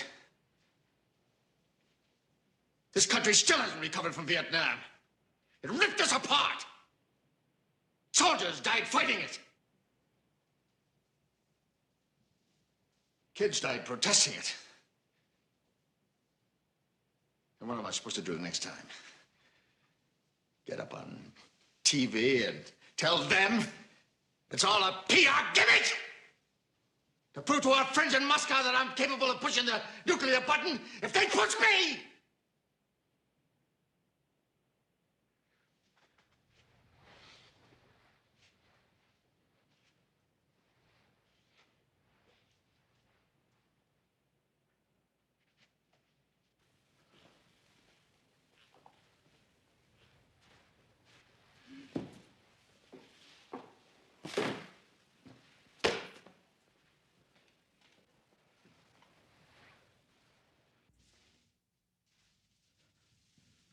Zach, I'd like to hear from you.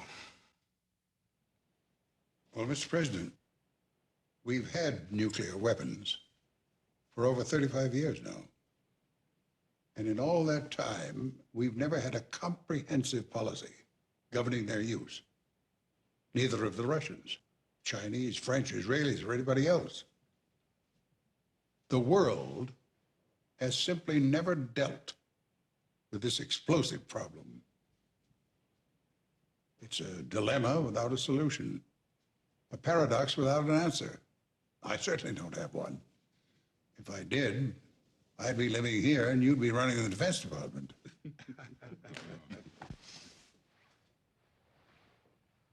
Mr. President, ever since Hiroshima, through 6 different administrations, our national security has been defined by 2 words: limited war. 35 years ago, we had an opportunity to explain this to the American people. It didn't happen. They still, to this day, don't understand the realities. And why should they? Nobody ever explained it to them. It's apparent we have the opportunity again. General Dell demands that we enlighten the public, that we do it today before the sun goes down. And he's putting countless lives where his mouth is. Who knows? If this incident were ever to be revealed, historians might consider General Dell some kind of modern messiah. He not only believes the judgment day is here, but he threatens a terrible wrath if we don't make what he considers the right choice.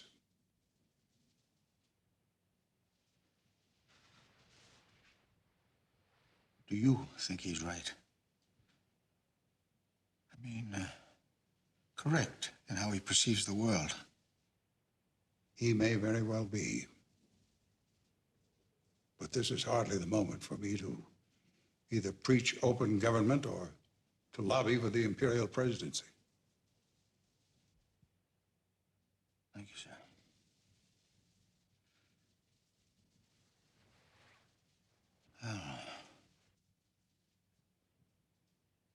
Zach has defined the issue clearly. Are we going to have open government? Or are we going to continue to rule in the dark? Often by deceit. I simply don't think the State Department could operate in that climate. The same for the CIA. The damage to the military would be irreparable. Over a period of years, a gradual disclosure of some of these facts may be made. You think General Dell will wait that long? Mr. President, naturally, we can't allow this man to launch 9 nuclear missiles. It's become clear, at least to me, that the consensus around this table is that we do not go public. I'm not sure General Dell offered us a third option, or did I miss something? I think what they're saying, Mr. President, is that you will have to go to Montana, and that protective measures will have to be taken once General Dell has evacuated Silo 3.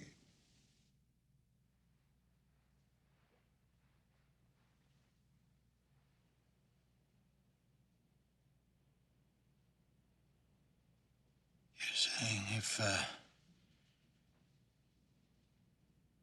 possibility exists that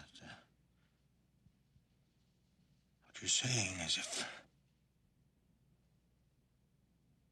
I go to Montana, I could be killed. There's always that possibility, Mr. President. I would be glad to call this man and offer to take your place.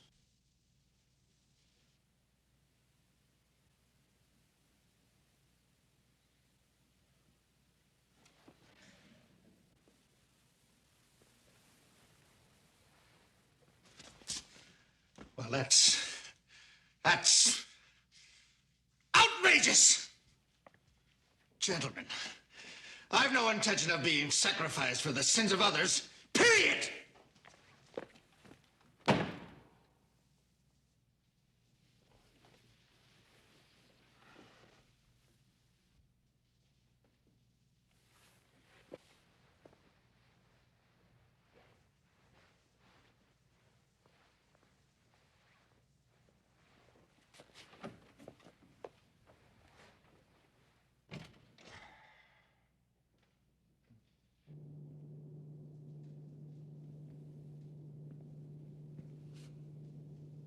Think we ought to shove him out? Drag him in the other room if you want to. But that door doesn't open till the president's on the elevator. You know, the wife did that painting when she was only 20. She did that one the following year. She might have been a really fine painter.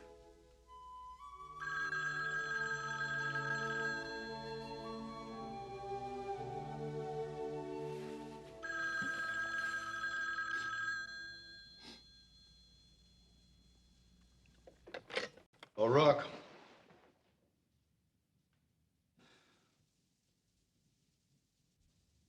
Is the president interested in seeing a movie this evening? No, I don't think so. Why don't you try us tomorrow?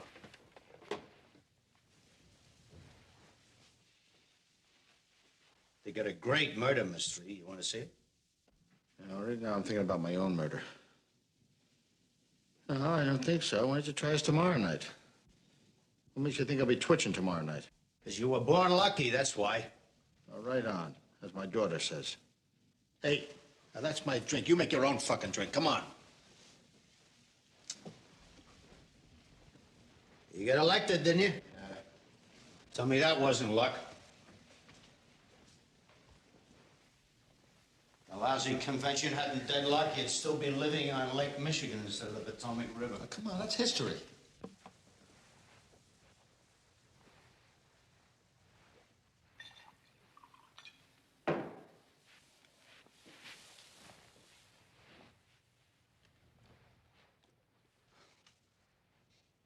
What am I going to do? There's pricks down there trying to bury me. I can see you're going to be a big help.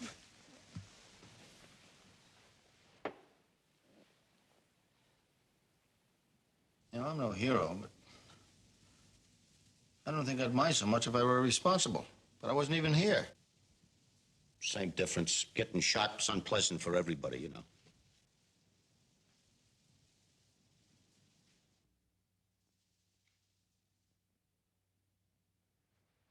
You know, I hired every one of those assholes. They don't have enough guts to look me in the eye. Except Guthrie. That old bastard never flinched. Yeah.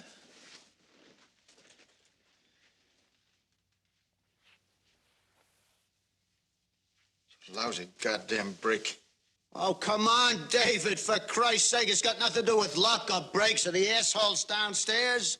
It's who you are. It is the job. It goes with the territory. You're the fucking president. Nobody else is going to take your place. Who are you going to send, me? Anybody down there? Eisenhower? Should we get him on the phone, dig him up? You don't get it, do you? Hasn't it ever occurred to you I may be scared shitless? Of course you're scared. Who wouldn't be? So? So in the immortal words of Harry Houdini, the buck stops here.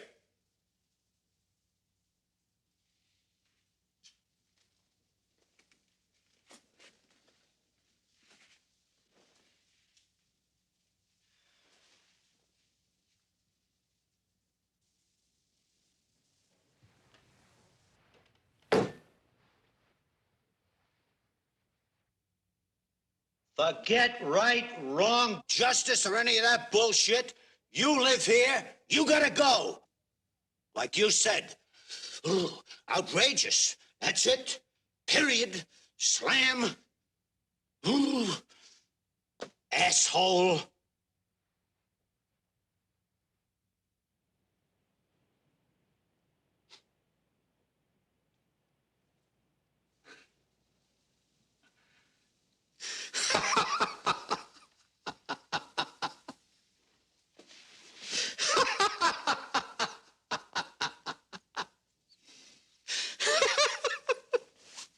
You prick.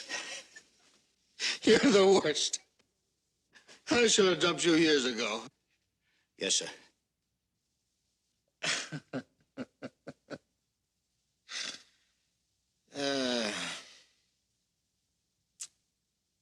Hell with it. Nobody lives forever, right? Right, Mr. President.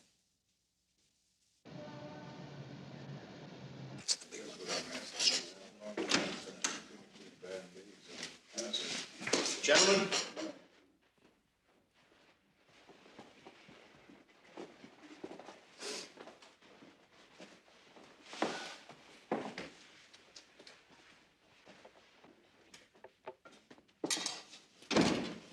Gentlemen, please be seated. Thank you, Mr. Willard. Gentlemen, this has been a difficult day for all of us. It's Not over yet. Now, there are a number of things that have to be done, and the sooner the better. Where's the vice president? He's in Atlanta. I want him in the White House before Air Force One touches down in Montana. Yes, sir. If necessary, each of you will do your best to make the transfer of power as smooth as possible. What we've witnessed today makes me understand that the United States can't afford to maintain its present direction. Now, the time has come for this government to make a declaration to the American people, to take them into its confidence, to explain to them what has actually taken place since the end of World War II. In this country, the people must have a right to control their own destinies, whatever the problems are. They have a right, and we have an obligation to trust them.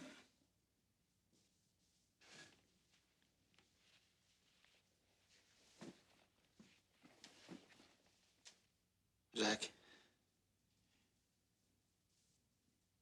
you and I have known each other a few short years, and we have disagreed many times. If I'm unable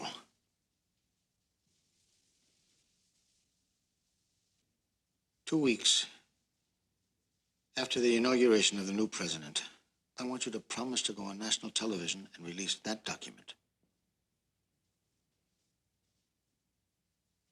The people must know. And damn it, they will know. Because you're going to tell them.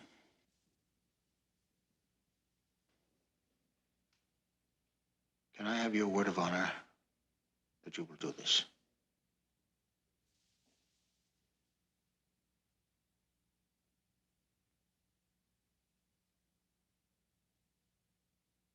Yes, Mr. President. My word of honor.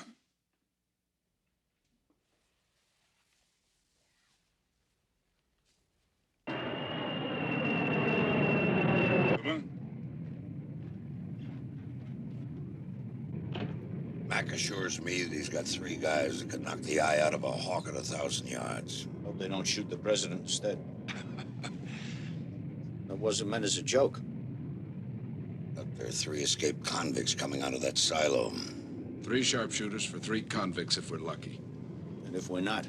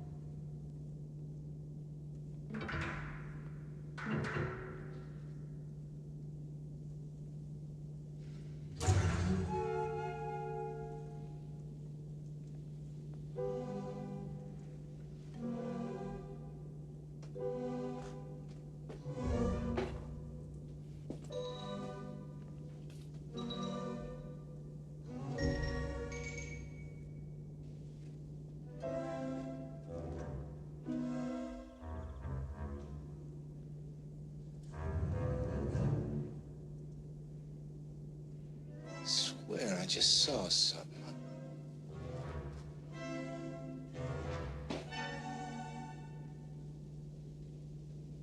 Maybe I'm seeing things. Keep looking. Kenzie will try anything. He's hated me for over 30 years.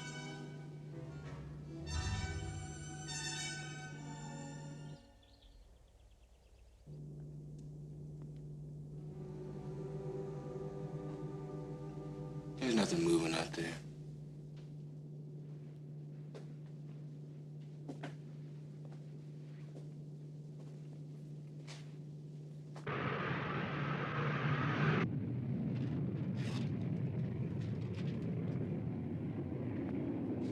They're in the APCs. Thank God for that. What about the press plane? Developed engine trouble over St. Louis, and they had to turn back. How convenient.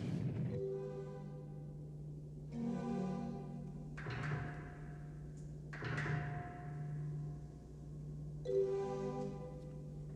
don't know nothing. I don't see nothing. I sure feel something.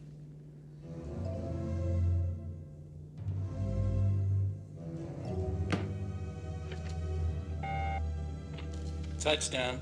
This is General Stone's cipher at Maelstrom. Where's Mackenzie? It was entirely in his both hands on the table. Okay. General Mackenzie. Come on, boy, don't freeze on me. We got a real situation up here. But, sir, he's up there in Montana at the forward command post just outside Silo 3. Silo 3? Yes, sir. I should have known the minute I saw those APCs. That miserable son of a bitch. Oh, yeah. They're really up to something.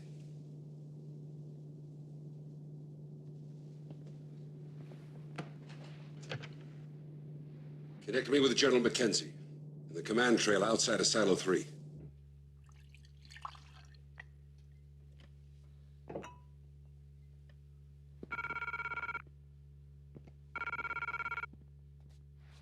Red phone, Silo 3.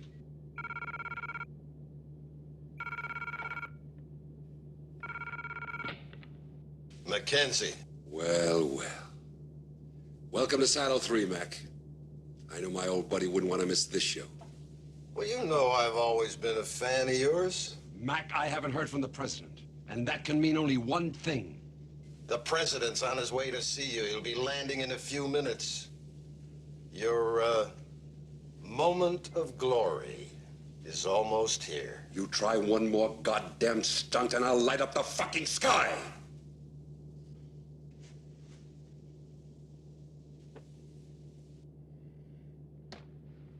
He hasn't quit. I can hear it in his voice! You better leave. You'll be late for the reception. The hell can they be dreaming of? I mean, why did Mackenzie fly all the way to Montana if they weren't thinking of something special? What the hell did you expect? Free tickets to the roller derby? We did the right goddamn thing. There was no other choice. Here comes Yankee Doodle again. And that's how it happened. May I bring you gentlemen a beverage? Oh, you're just the man I've been looking for. I'll have another Jack Daniels, Mr. Willard. Yes, Mr. President. And here I thought the Prez was your main man. Well, it ain't gonna be him who jumps off that plane. Of course the president's coming off that plane. You know what the trouble with you is? You ain't got no imagination. I bet you the real president never got on that plane in the first place. I bet you they've got a double sitting up there playing chief. Double? Yeah, you never saw that movie where the Germans are trying to kill Field Marshal Montgomery. So the English substitute some poor slob to take the heat for the real Monty. I mean, you would know the difference if they dressed up Smokey the Bear and sent him out there. You don't understand at all. That's right, I don't understand nothing, so don't ask me nothing. Well, I'm asking you. You think there are sharpshooters sitting out in those APCs? They don't have to be in them. They could be under a rock or behind a blade of grass. Man, I had mere niggers in my outfit that could shoot the asshole out of a rat at a quarter of a mile. I mean, who knows? Maybe they got a midget out there. What? Some little bitty fellow we never even saw. There are no midgets in the United States Air Force. Fuck the Air Force. Maybe they borrowed him from the Mafia. It's all the same company. On the other hand, would they really run the risk? I mean, they gotta know we got all the buttons.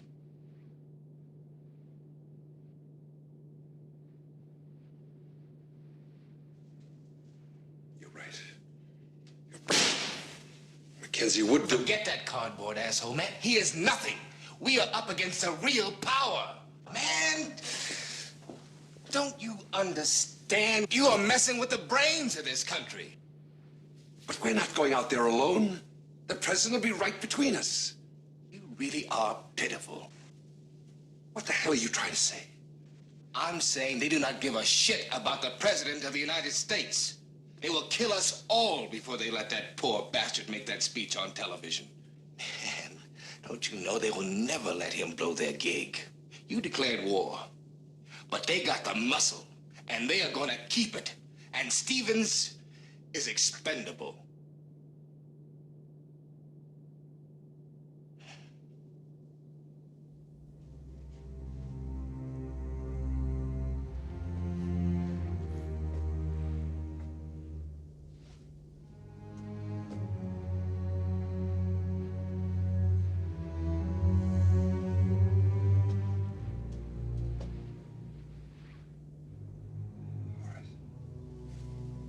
All right, come on. Off your black ass. Let's do it.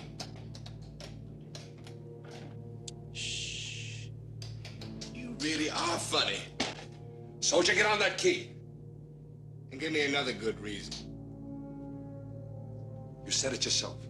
They have no intentions of honoring their commitments. Grow up, General. Nobody honors nothing. That's no reason to blow up the whole world.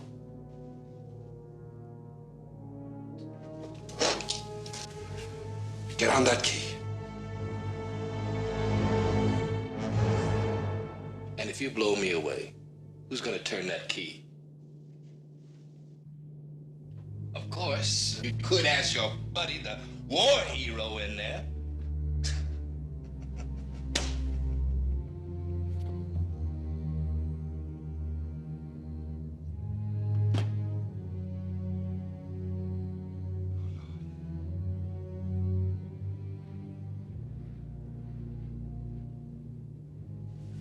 What are we going to do?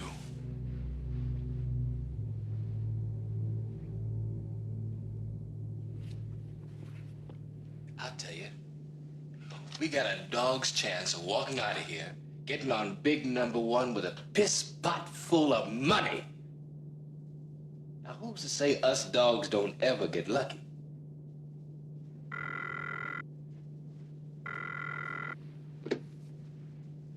Colonel Powell here. Yeah, Mac, I'll tell him. Air Force One lands in 30 seconds.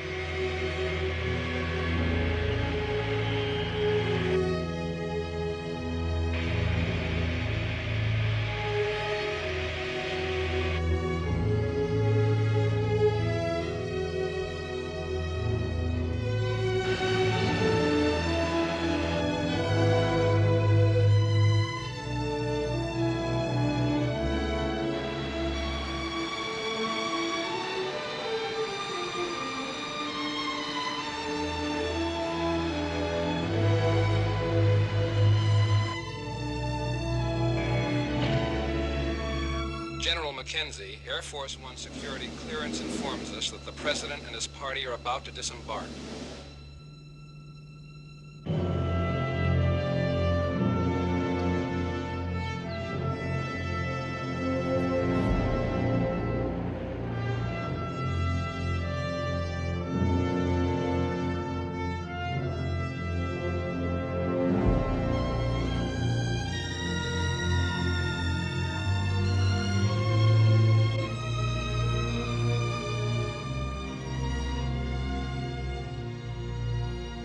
President General Stonecipher.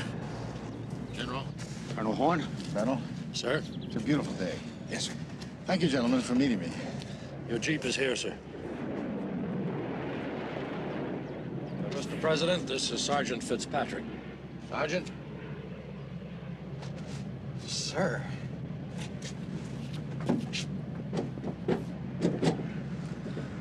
Mr. President, Yes, Mike. I forgot your glasses.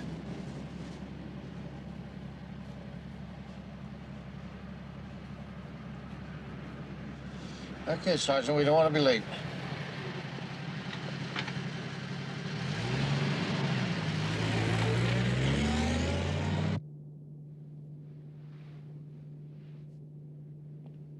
How about that?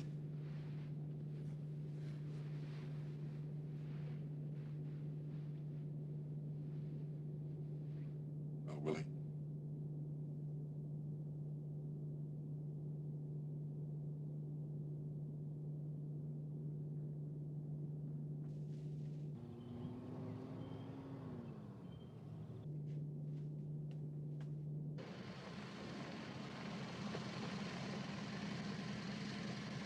A very nice ride.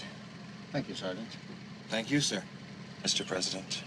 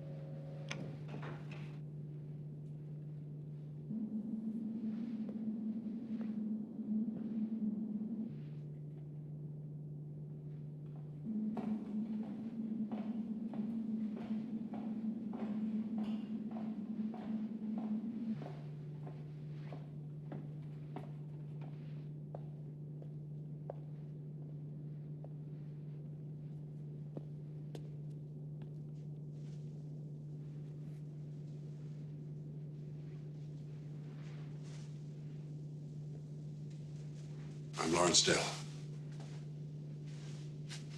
Pleased to meet you, Mr. President. General. David Stevens. Willis Powell.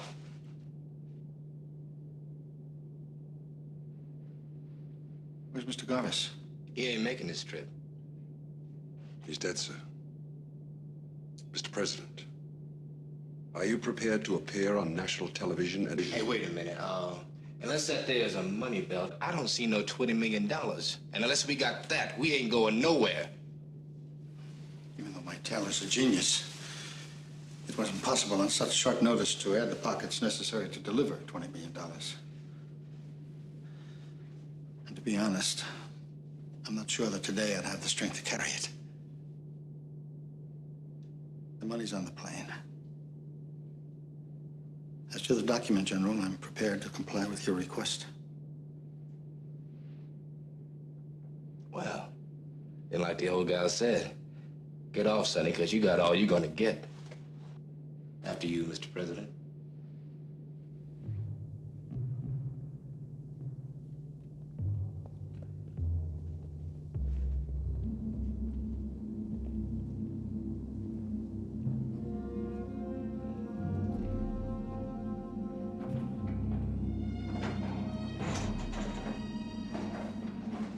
Just want you to know, General, that win or lose, you're some motherfucker. Thank you. Willis.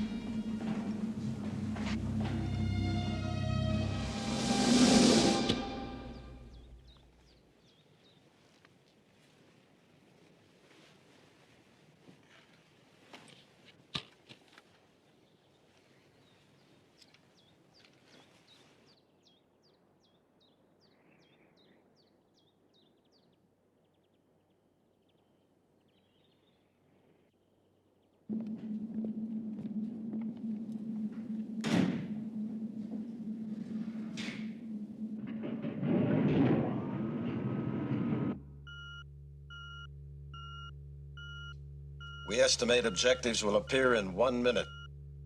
Sparrow? Ready, General.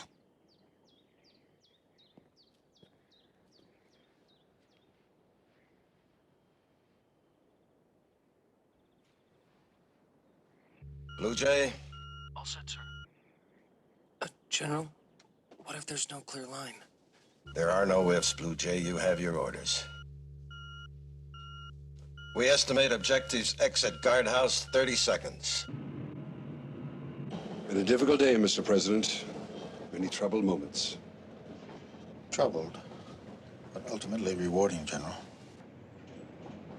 Thanks to you, Mr. President. I'd like you to know, sir, the first time since Nam, I feel I've really come home. Robin? So what if the president's at our side? Those convicts are not to reach Air Force One. Is that understood, Robin? Yes, sir.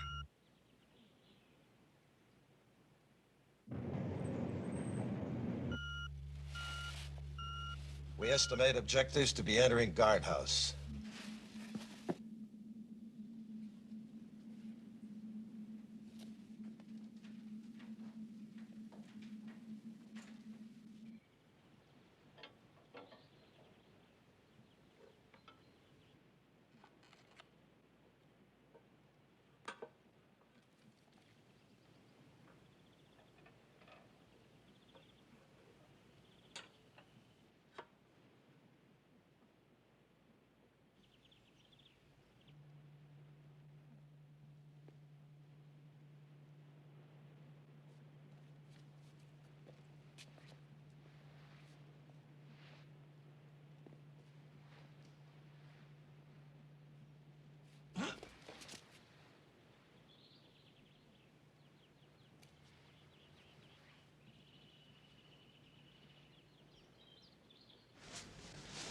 Sorry, Mr. President.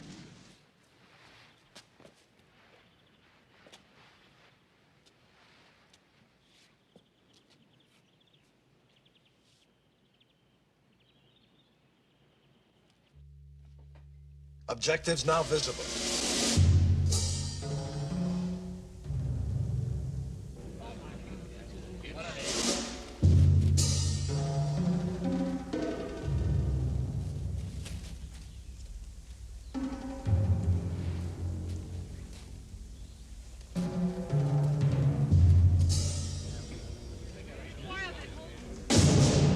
Objectives crossing compound. I repeat, objectives crossing compound.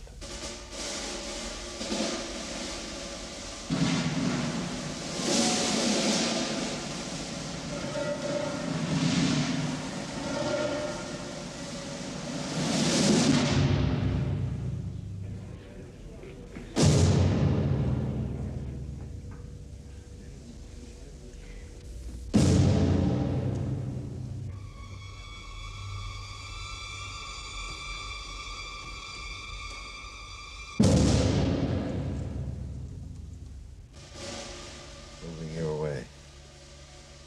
I repeat, they're on the road.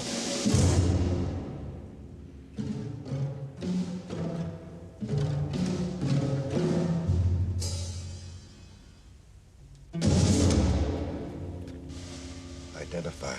Sparrow ready, General. No clear target. Blue Jay ready, General. But no clear target either. Robin ready, General, but no clear target either. Jay? Here, General. Robin? Here, General. Sparrow? Here, General. Sparrow, you are now in control. Yes, General.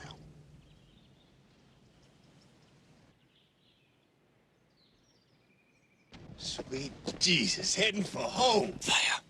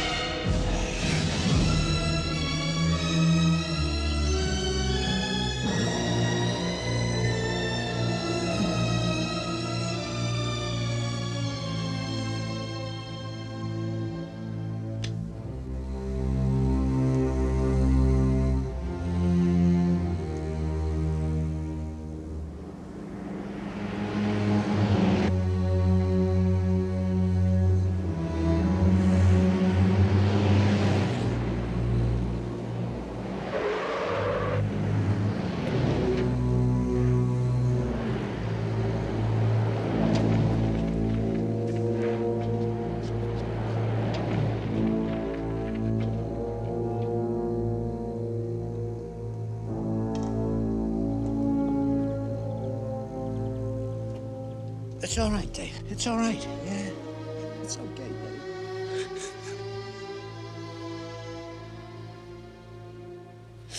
Guthrie. Mr. Secretary! It's all right. Guthrie. Mr. Guthrie!